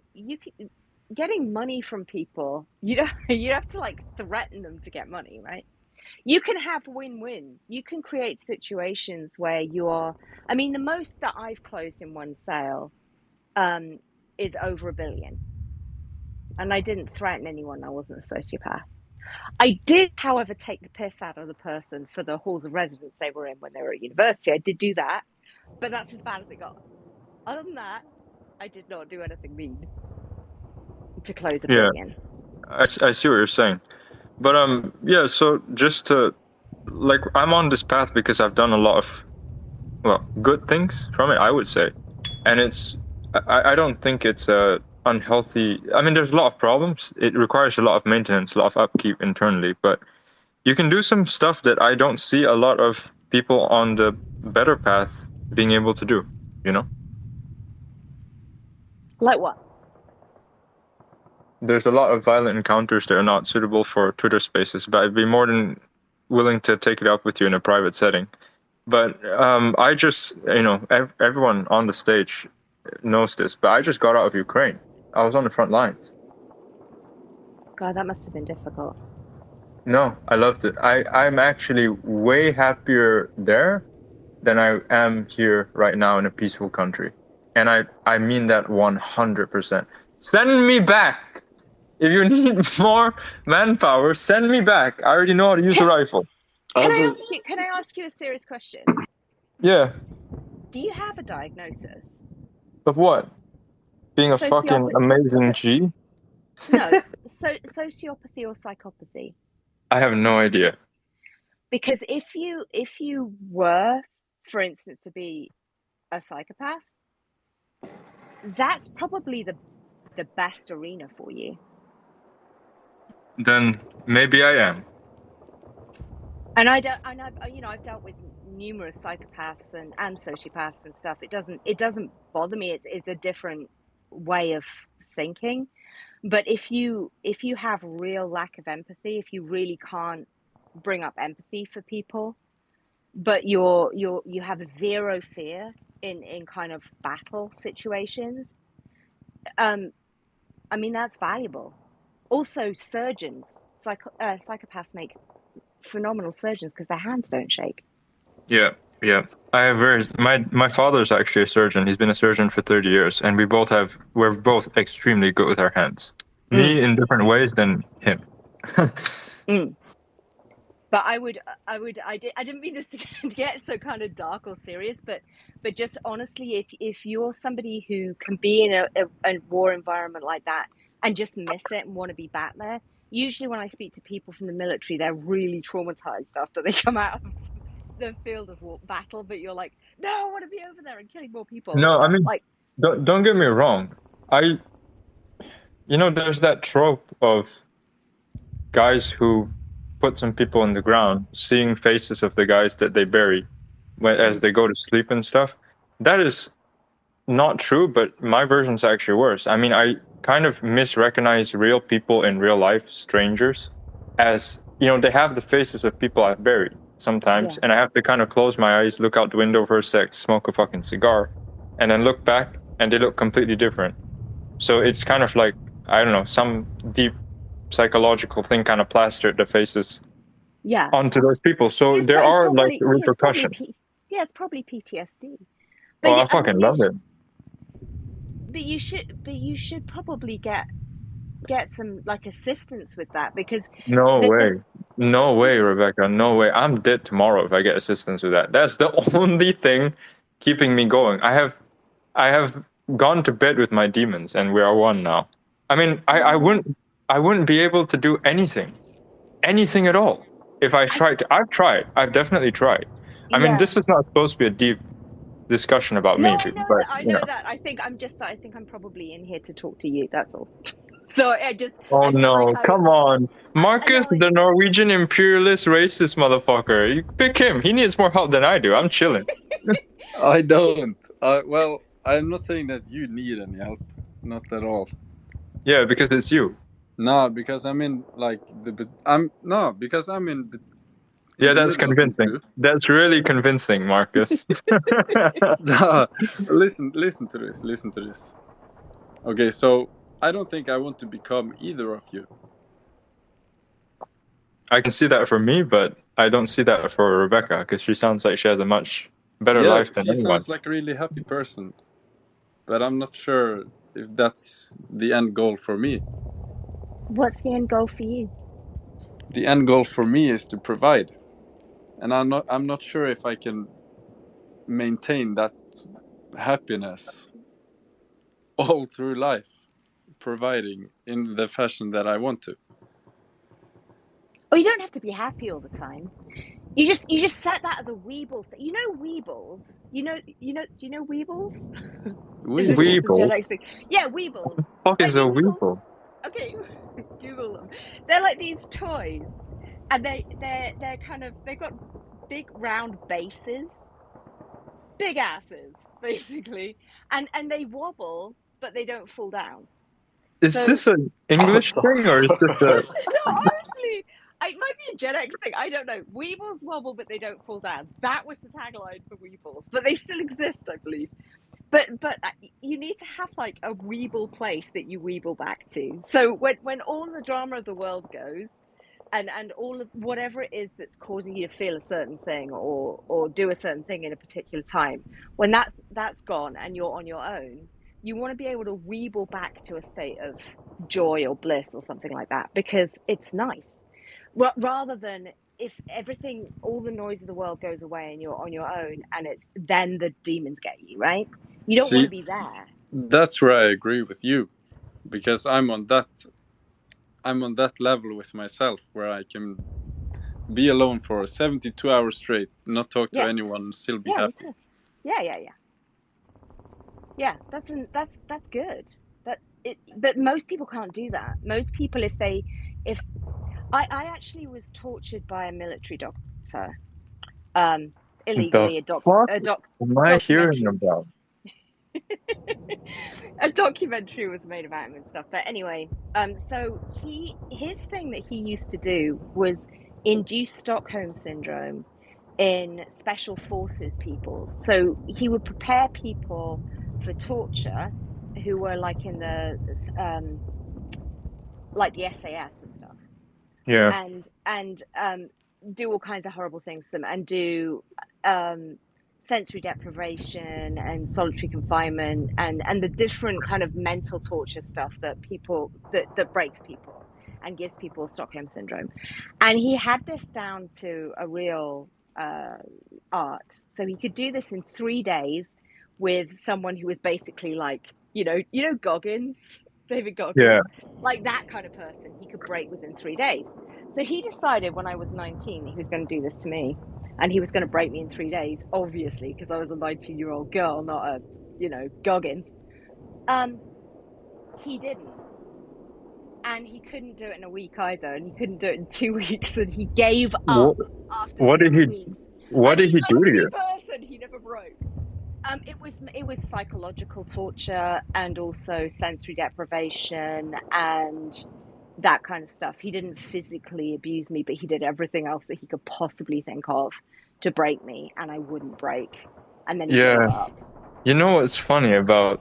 We actually share a lot more in common than you think. I've had to go through those programs a few times. Actually, Jar and Marcus even don't know about this because I guess it never came up. But I've had to go through those programs a few times where like they prepare SAS people for being captured and all that stuff. And I've been kicked out every single time because I just became too. It made it worse. Like I started making fun of people. Yeah. I started becoming very, very like. I'm violent as a person normally, but this is like I would cut motherfuckers for fucking nothing, for no reason. Just walk up to people. So it just turned on it turned off everything else, and just turned up the fucking animal. So they had to take me out for my safety and for everyone else's. See, And it just makes it stronger. that's why I'm thinking you should maybe speak to somebody who kind of like gets this stuff, because that obviously that's kind of dangerous in a civilian setting, but it also tells me that your amygdala is responding in like a fight mode when you feel in that way, and it's really bad for your heart long term. So if That's what you're in cigars the are for. military, okay, so if you're in the military, there's like something you can do with it, but when you're not, it's like, where does that go apart from like landing you in prison eventually? There's not an awful lot of constructive stuff you can do with that energy. But for me, what I did was I put it into intense calm, and also into pardon my French, but you're not going to break me, motherfucker energy. And so I just I refused to react. I refused to do that. And what I actually did was I built a house in my mind, because they took away everything. They took away all, because your brain, if you're putting solitary confinement as well, which I was, and your brain has nothing given nothing to keep it occupied, it will go into every layer of trauma you've ever been through in your life. That's what it does. That's why people go insane. So then you start hallucinating, and the stuff that's in your mind you start seeing. So that started happening, and I thought, I need to find something to occupy my mind. I'm going to build a house. I don't know how to build a house. I had to make stuff up, but I built a house in my brain, like starting with the foundations, all the walls, the electrics, the plumbing, the decoration, and I just did that all day, every day. Every time they were trying to break me, I was just like, okay, I'm going to build another room. I'm just like, you're not going to break me. Yeah, we share a lot in common after that description. It's just we decided to build our houses in different neighborhoods. Yeah. That's so strange. Fucking a space that was a private conversation between me and Marcus about setting up a cold email campaign for this guy. And then an hour later, we're talking about God knows. This is good. This is good. I think this is good. And I think it's great how respectful you're all being as well. I really appreciate that, and how open you're all being. I truly appreciate you coming on, and yeah, this conversation is interesting. Alan, are we lacking behind on time right now, or is it okay to continue? Because No, let's continue it, because I think, well, money's not real. Fuck it, it's okay. I already missed one meeting, but he was late, so he texted like 9 minutes late. So I'm like, well, is that really my problem? Not really. And he's not really a good prospect. It was a sales call, not a client. I've got like maybe another half hour, so Well, yeah. Then let's continue. So let me ask you a selfish question, Rebecca. Mhm. Actually, before that, Jara, he's been silent for a while. I just want to make sure he feels included. You wanna chime in on that? Anything, Jara? I'm listening. I'm just working a little bit besides, but I'm listening. Sweet. Yeah. So let me just continue. So Rebecca, I got a selfish question to ask you. Mhm. The fuck would you do if I was like your patient in this situation? If it was your job to like diagnose something and just make it better, whatever better means, or just leave it as it is, or make it worse, I don't know.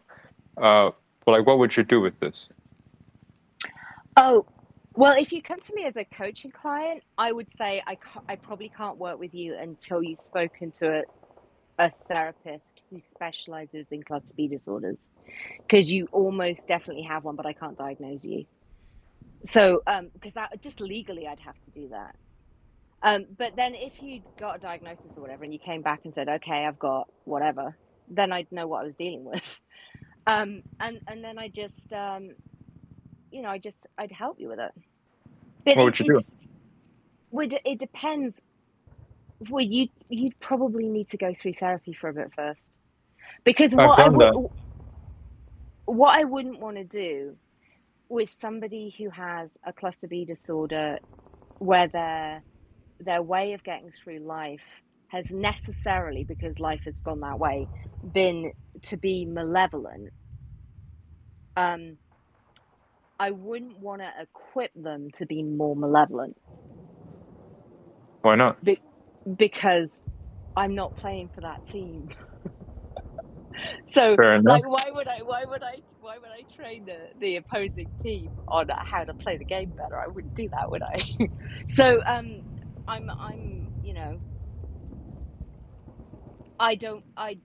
I'm not frightened of the head of the opposing team.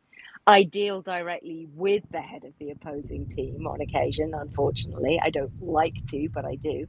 But I don't like his playbook, and I'd rather that people were on the team that I'm on, because I think it's a better team. Do you think? Sorry to cut you off, but do you think that certain occupations, like defending your country from invasion, or some of the stuff that the SAS people do overseas that are sealed in a file for 75 years but end up Yeah, saving millions of lives, yeah. do you think those things can be done by people who are not playing for the opposite team? I think they can. But you're right that there are certain aspects to something like, say, for example, the most extreme is psychopathy, obviously, because the thing with psychopathy is that people tend to be able to be very, very, very calm in very high stress situations, and be able to make decisions that, like you say, ultimately can save thousands of lives or millions of lives. I think that we need psychopaths, and sometimes we need sociopaths for specific things that other people just would fall apart. They wouldn't be able to do them. I think you can be a psychopath or a sociopath and be on the right team, but it involves a degree of kind of Restraint. it involves a lot of restraint, and it involves sort of dissociating a little bit when you're doing things that are not. I mean, you have to do things in war that aren't ethical. So Yeah. you have to be able to kind of not sort of almost detach from what you're doing to do it. And psychopaths can do that very well, and sociopaths can do that very well. The problem with extreme narcissism or sociopathy or psychopathy is if there's too much joy that comes from like the killing and stuff, that gets like addictive, and it's just like, it might be like a porn habit is to someone else, and then that becomes a real problem. You let someone loose in just in normal society, and it's a boring Tuesday or whatever, like, what are they going to do with that energy? And that's why I would say, if you have those traits, getting getting decent therapy so that you develop discipline around them is really important, so that you don't inadvertently harm yourself or inadvertently harm people who don't deserve to be harmed. But yeah, those are still skills that are necessary, unfortunately, in the world that we live in at the moment in certain circumstances. They are. Yeah, I can definitely relate to what you said about that if you enjoy the violence too much, it kind of becomes like a porn habit. Yeah. That is the most accurate description that I've heard from Yeah. anyone external. Me and Marcus have had some phone calls. Some phone calls which made him question the other person at the end of the line. I'm like, in the middle of the day, I just call him standing next door. I'm like, listen, dude, this is how it's gonna play out. And then at the end, there's just some silence, and he's like, okay. Yeah. Marcus, you know what I'm talking about. You Yeah, I remember? do. I do. On a And my daily moral, basis. yeah, my moral compass starts sticking sometimes. It really does. Yeah. You got to be careful with things like bloodlust, because it's all coming from where the initial nobody gets a cluster B disorder without there being initial trauma anyway. Of course. Yeah. So where the response to that initial trauma comes from is a kind of animalistic place. It's like that fight, flight, freeze, fawn thing, or friend thing. It is your immediate response to trauma is the same as like a dog's would be. Like this is anyone. This is just universally. It's not the first thing that people react if they don't have kind of control of themselves, and even then, the very first reaction, you don't always have control over it. It's coming from this part of the brain called the amygdala, and it's an ancient part, and it's an animal part. It's not it's not something that's full of ethics and appreciates fine poetry. It's a part that's like, do I am I in a kill or be killed situation? What do I do? And for some people, so for empaths, generally, so I'm an empath, which is kind of the flip side of this. Generally, our first response to that kind of a situation is more like, how do I take care of the people in this situation? Like, is there a way I can charm my way out of the situation? It's more that kind of thing. Like, can I collaborate a way out of this situation? But for somebody like you, it might be like, how do I fight my way out of the situation? But they're Which both, motherfucker do I drop? That's my response. yeah, exactly. But it's an automatic response, right? So Definitely. it's probably, you probably came in with that response. You might have inherited that response. You might just have been that way when you were very, very small. Toddlers are murderous. Like, look at an average toddler. You would not want to scale that up to adult size. Yeah. When they're absolutely losing it. They're fully 100% murderous. They would kill somebody for a lollipop Cookie. or whatever. Like, exactly. But we all have that within us. It's just a question of how it shows up. For some people, they freeze. They just have a freeze response in trauma, which unfortunately happens in plane crashes a lot. Did you think everybody would be running about trying to get out? And a lot of people just freeze. Yeah. And then other people, have this fight response, and you may not be able to affect what your very initial response to a situation is going to be, but what you can do is you can learn strategies where you respond rather than react. So say, for example, if you were in a situation where you didn't want to be in a military situation, or you were retired from that, and you have to somehow work out how to get by in civilian life without like damaging anyone, well, you'd have to learn massive amounts of discipline over that reaction. Yeah. And learn, like, how do I know that I have that? So if I need to be a dangerous motherfucker, I can be, but how do I just not go to that? How do I do things that make more sense in this scenario, that are more appropriate to peace? How do I do Yeah. that? And then what do I do with that other energy? Because the energy is still going to be there. Well, instead of like killing someone, what if I did extreme sports? Yeah. Or what Right. if I did? You find something. It's got to be pretty extreme though. But you find something extreme, but not evil to do. Like making 60 grand on Twitter in That'll do it. a month. Yeah, you can do that. And Yeah. in fact, you might find something. Catch Me If You Can. It's a great film for Yeah, I got it.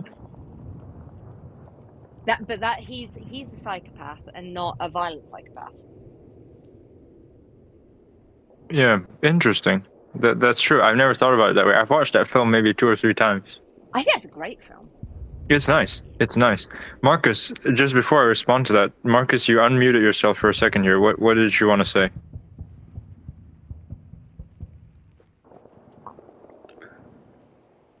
Well, I was thinking about something, but not anymore.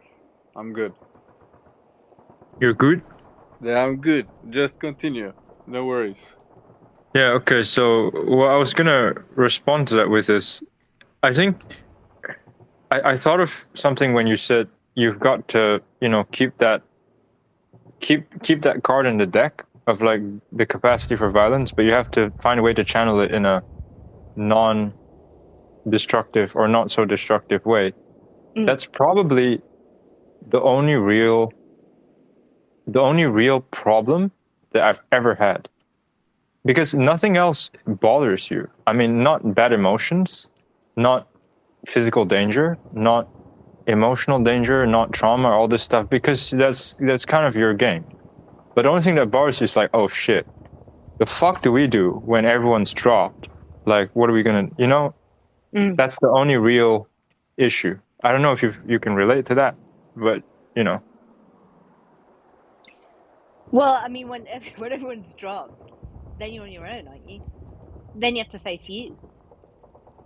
Well, it's partly that, I suppose, but it's like, it's a purpose thing. Yeah, I should have said this earlier, but I just kept thinking it, but I never brought it up. That's what I mean when I say this is my version of the good path, because I've been in a lot of situations where if I weren't there, my buddies wouldn't have made it home. Yeah. So, there is a role, there is a purpose to play. I have a very important purpose to play in certain situations. Most of the time, that purpose is not needed, but when it is, it's my door they're knocking on. So, when I guess when everyone's dropped, like, you're back to that realm of like, okay, I'll just be here if anyone needs me. You know what I'm saying? Yeah. But I think it's appropriateness of action, isn't it? So, like, for example, if you're running a marathon, by the end of the marathon, you're going to be panting.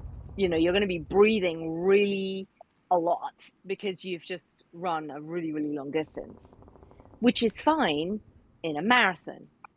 But if you randomly start doing that, at breakfast, and you keep doing it all day, that's going to start causing some real problems with your blood pH, and it's just not going to be good for your heart because it's inappropriate for the circumstances. And similarly, there is a space and a time for aggression, for like excessive aggression, and that's pretty much just in the military. And if somebody like pulls a knife on you or a gun on you or whatever, and it's you have to protect yourself or somebody else, yeah, in those situations, or in fighting where it's kind of like competitive fighting, yeah, aggression makes sense. The rest of the time, you're way better off scaling it down to being assertive and.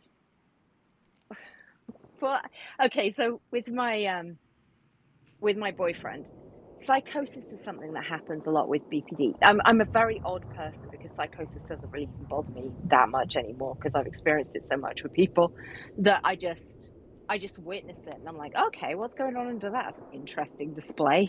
What's happening under that? I get analytical, right? So but when he gets into he doesn't really get into psychosis that much anymore.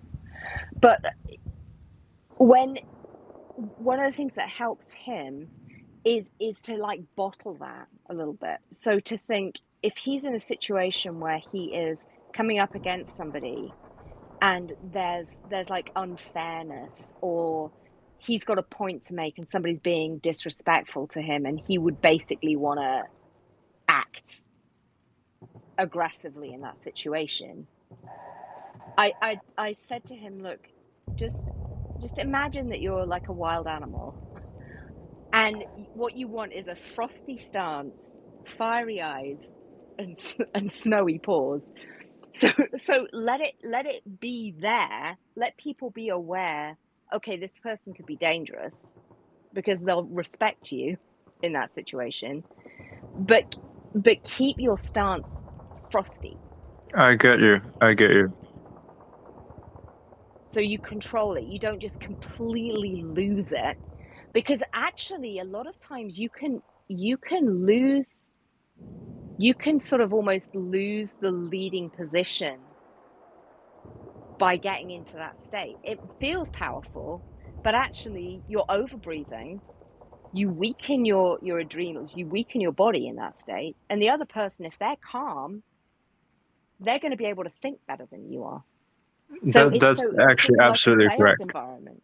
Yeah. You need to kind of go, nope, yes, I could absolutely attack you right now, but I'm gonna go. No, yeah. 100%. This fucking conversation is fucking god level. All of you should Oh be yeah. paying. All of you should be paying for this, you motherfuckers. Except the people on the stage. But it's so interesting because it kind of looped back all the way to like sales and all that stuff. I 100% agree, especially in that it weakens you. So in sales, I always tell the guys I'm coaching, if you're talking more than 80% of the time, if the prospect is talking less than 80% of the time, you're fucking up. Like let them give you openings, let them show you intel, let them give you data. You just want one opening when they're, you keep jabbing their left hand a bit and they, try and raise it because they think you're going to hook them, and then they have an opening and you just liver shot them once and then they're dropped. It doesn't matter if you hook them in the face or not. So it's like sitting back, gathering data, like you said, like remaining, don't make sure your hands aren't too fast. You know what I'm saying? Like keep it frosty. But I don't know, like to go back a little bit about what you said your partner does. I think I have a slightly different way of extinguishing or preventing like a disaster situation, which is kind of like pouring sand on the fire. And this is why I really don't think that it's a good idea to move on from tragedy, my personal tragedy, because there's nothing else that can control this. There's nothing else that can control the discipline. So to give you a more specific example, when I get into those situations and somebody's about to get dropped, if it's not appropriate for the time, I just immediately look down at my left arm and I remember, like, what has been lost and will never come back. And it immediately just diffuses the situation because there's a picture there that will be under my skin for the rest of my life. So that keeps you. So like even in sales situations, it's just fluctuating back and forth. My whole life is just fluctuating back and forth between in that fucking gut wrenching grief, like it just happened yesterday, and just keeping myself in that state to just keep the sand on the fire, versus just unleashing the dog shit and just going for the throat. So it's just fluctuating between those two. So that's my strategy. I don't know if you've heard that before. Yeah, it works for a while, and then eventually it doesn't work. I'm just, if it's working for you right now, and it's keeping people who should be safe, including you, then I mean, it's none of my business. But I would say long term, that shit burns you out, literally, because it's all fire energy. You can't be scared of water energy. I have a course that I made called Mystery and Mastery, and it's about the masculine and feminine energy. From, if you think of like the yin and yang, if you think of the masculine energy as this fire energy, it's like really hot energy, and it's really out there, and it gets stuff done, and it's very kind of out on the surface. And then the feminine energy is this it's more water energy, and it's cooler, and it feels like they shouldn't kind of mix in one place. But actually, if you didn't get the fire and the water coming together, you would never have had the Industrial Revolution, True. because you get steam. So if you're continually, like you said, I went into hell and I like it there. Okay, that's great. But you're just always going to be in that fire energy, and it literally burns you out. It's hard to stay in that energy the whole time, and then be essentially in a I know you wouldn't view it as being fearful of, but that, like, don't let that other stuff in, because it will wreck everything if you let that other stuff in. Well, that other stuff is feminine energy and empathy. Yeah, So. yeah, 100%. I mean, you're reading it. So, like, story of my life is everything that I'm not good at, which is basically everything except dropping motherfuckers and getting paid, is outsourced, like tremendously outsourced. So I kind of like prescribe like a social schedule for myself, which is extremely people who are extremely on the opposite end, Yeah. to just feed off their energy and just kind of be reminded sometimes, like, oh wait, like I talked to like a 21-year-old teenager, like Yeah. like a 21-year-old woman, and she sat there talking about, I don't even know, to be honest. I don't even. It's so foreign to me that I don't even remember it. But all I remember is just worrying about things that are, to her, very, very important. But I'm just looking at it and comparing it to the things that are actually life-threatening to me or have been life-threatening to me. I'm like, it is so interesting that you genuinely believe that this is important. Like, you devote your energy, every cell in your being is trying to solve this problem, which is absolutely insignificant in the grand scheme of things. But that perspective is exactly the kind of, like you said, water. Because the way that they deal with it is really different. And you're just feeding off the energy. And that's like a temporary solution, I suppose. Marcus, you unmuted yourself. You want to say something? Yeah, I think having a mix of both is important, especially to me. But yeah, classifying myself in the middle of you two might be wrong in some sense, I guess. Yeah. After Yeah, listening to all of this, because I was going to say. Because after listening to all of this, it seems like there's only two teams. So I can really only pick one. It's all right. I like my side. Yeah, and I actually like Rebecca's side. Yeah. I could have guessed that. If you had said otherwise, I would have ended this space right now and got you on the phone.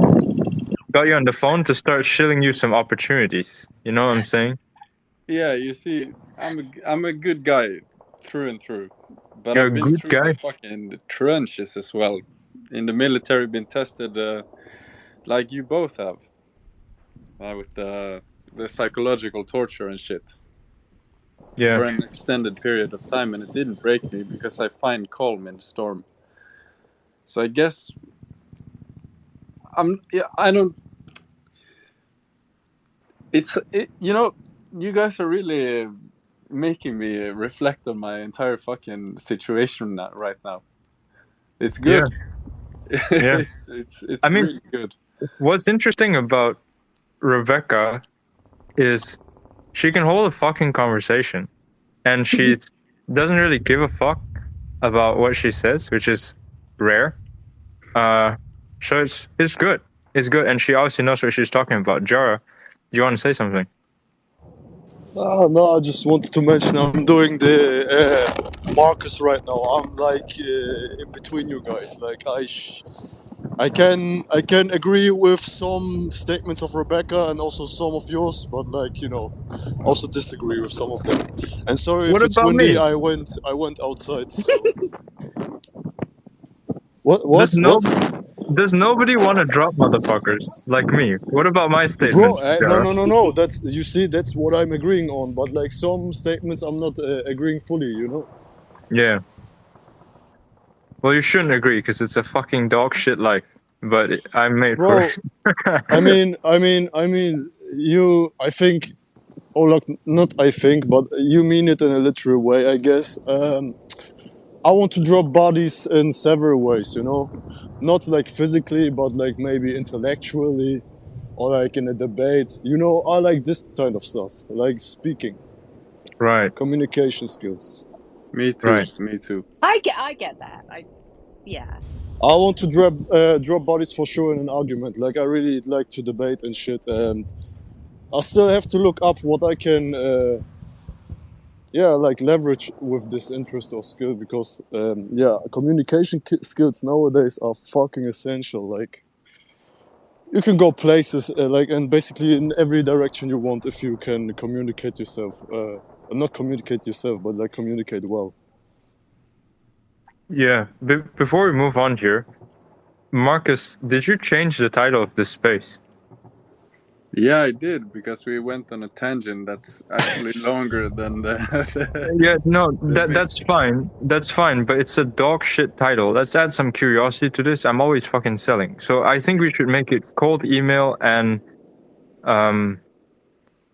dark sales something. You know, make people curious and actually want to join us. Dark You Triad. always like cold to email. put in dark, eh? Always dark. Hey, it gets fucking people to click on it, and it's kind of true, right?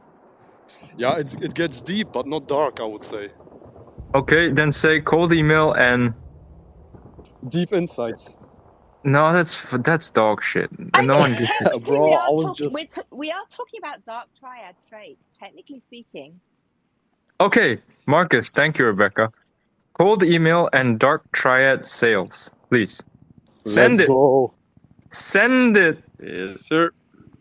Thank you Got it very all. much. Motherfucker, if the four of us were running a fucking company, we would get absolutely cancelled.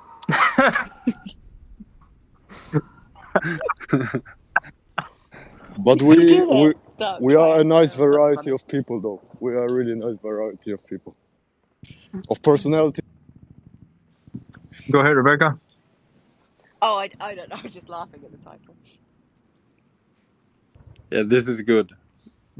I've said good like 17 times this conversation. Every time in our conversation, you know, funny story, Rebecca, let me tell you, and the audience who's listening for God knows what reason, but me and Marcus obviously handles all the real work in our ventures.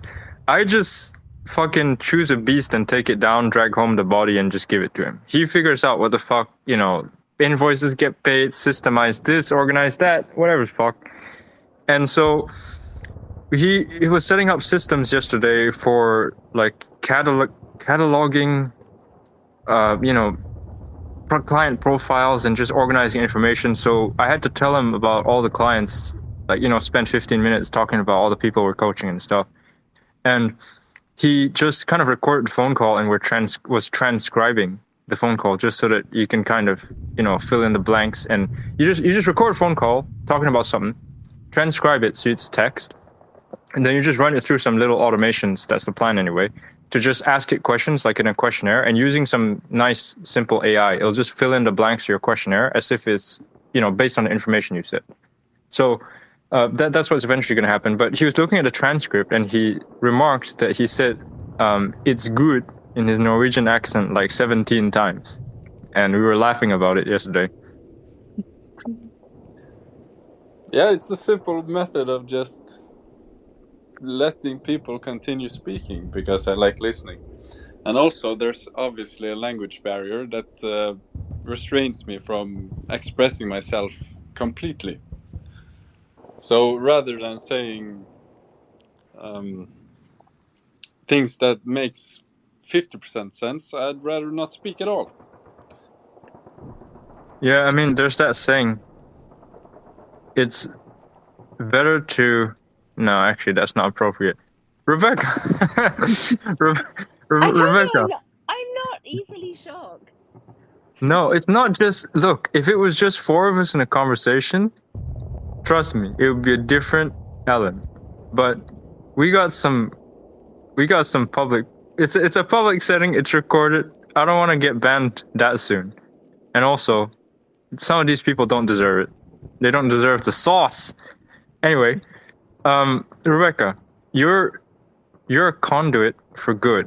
What is the highest, like, what are you working on at this moment? What are your projects? Well, I have a program called the New Chivalry, which is small group coaching for guys, particularly in their 20s, who are dealing with what I call clusters of bees. Because I've got this theory that a lot of guys have traits of cluster B disorders, even if they don't have them. So, and they just go through a stage of it. And I feel like cluster B disorders are when somebody has a gigantic cluster of disordered bees. That's basically what it is. And the bees are going around and they're stinging everybody else. And eventually they end up stinging them as well. And there are ways that you can handle the bees so they spend more time in the hive than they do out swarming about and stinging people for no good reason. And so I teach like bee management. So, and the different kinds of bees, like bumble junkies, they're addictive bees, shadow bees, and there's loads of tree bees, those are ones that you inherit. And so I help guys to have ways to talk about their emotion that don't feel, they just feel kind of fun. They don't feel like intimidating. So a guy, it's really easy for a guy to say, okay, I'm in my bees and it's bumble junkies and they're like 80% sting. It is a lot easier to say than kind of, I'm really struggling with some emotional stuff and I took some drugs or whatever. So I help guys with that. And then I help them to, because I've studied medieval, I've studied, written history in English right back to when it started. And I've translated old medieval manuscripts and stuff and found out some really interesting spiritual stuff through that as well. I know And so exactly what you're talking about.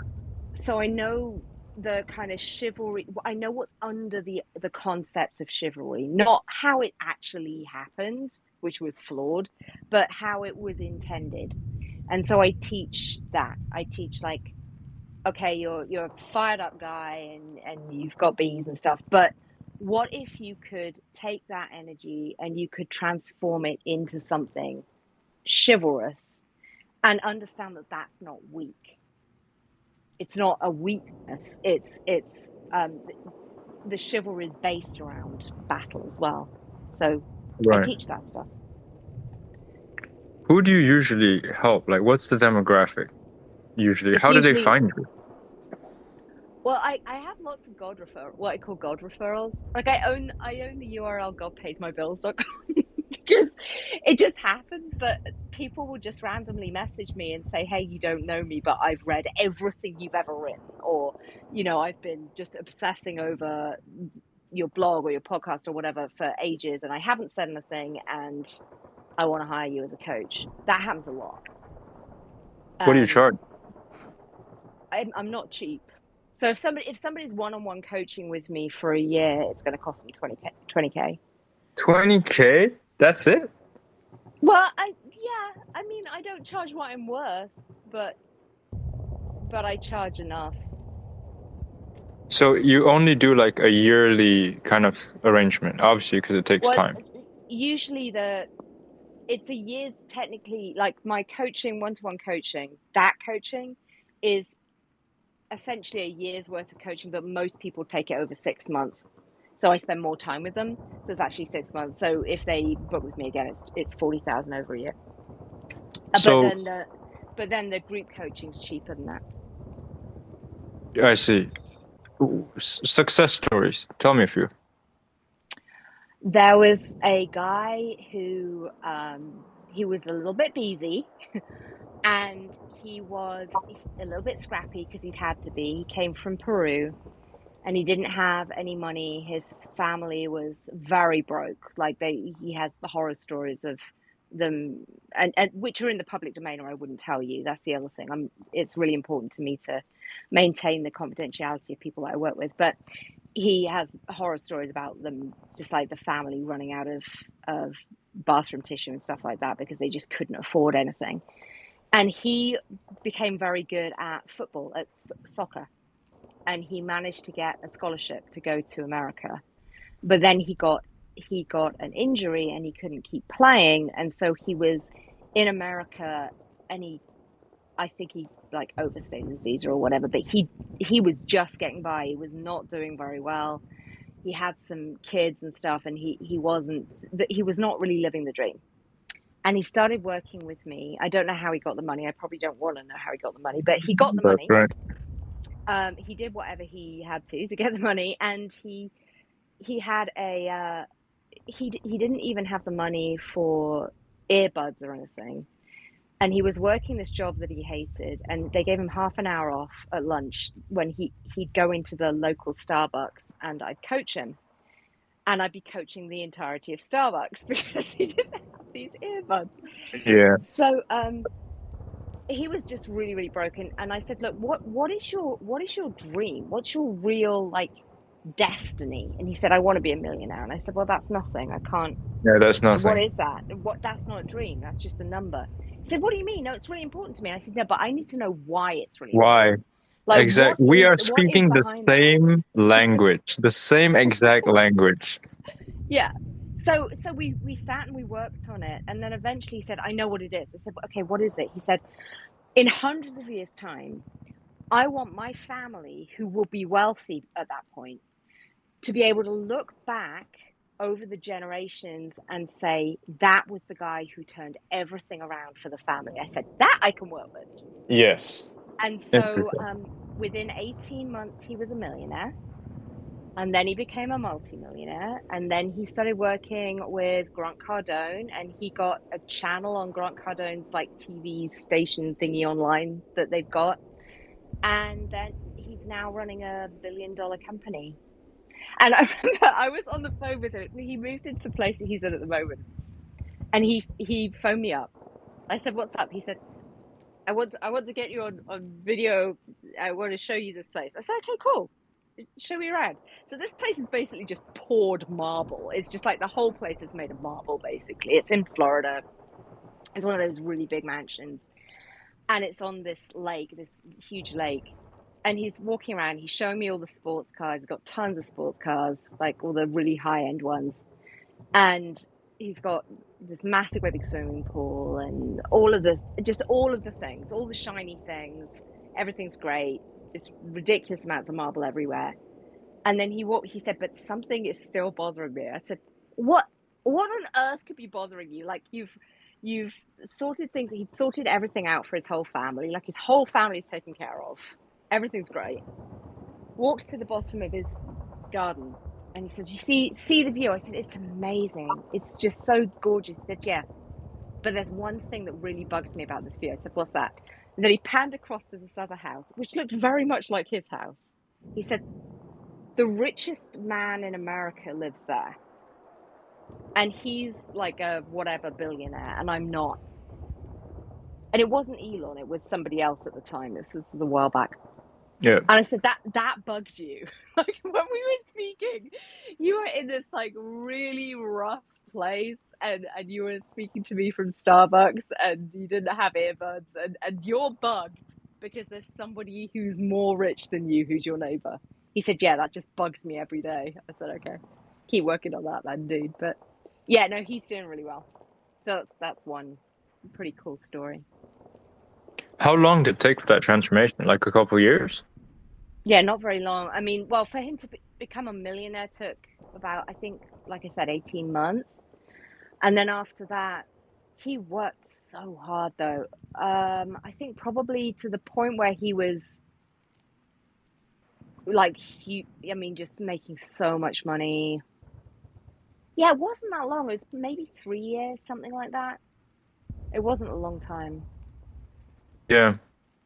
Yeah, that's what I always think. It's out there. I mean, $3 million a day if you want to make it. It's out there. There are people who already make it.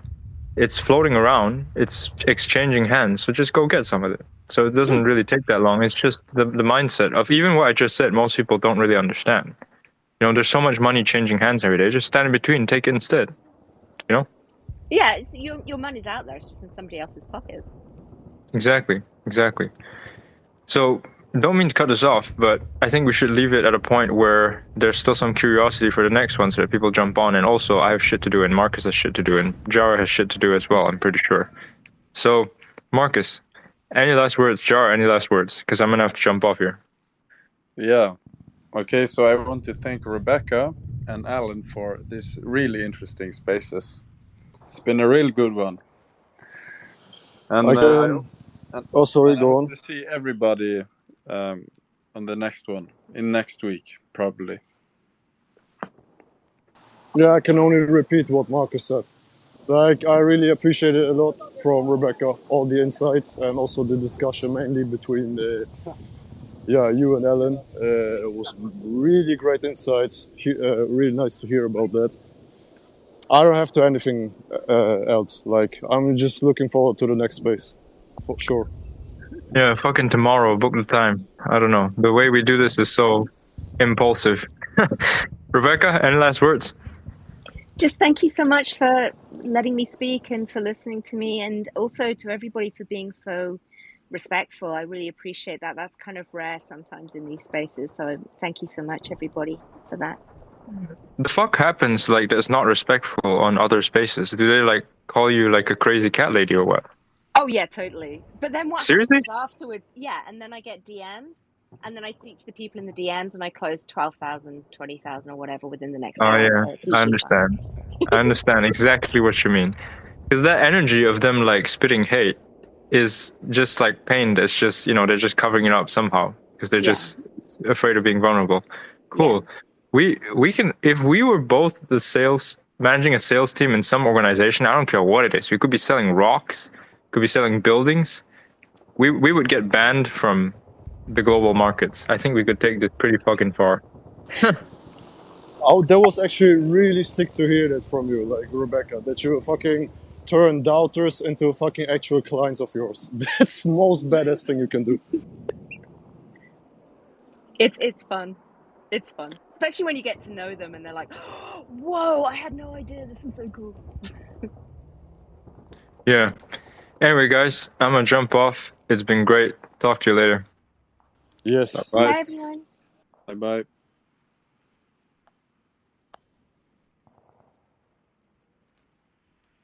This space was downloaded via spacesdown.com. Visit to download your spaces today.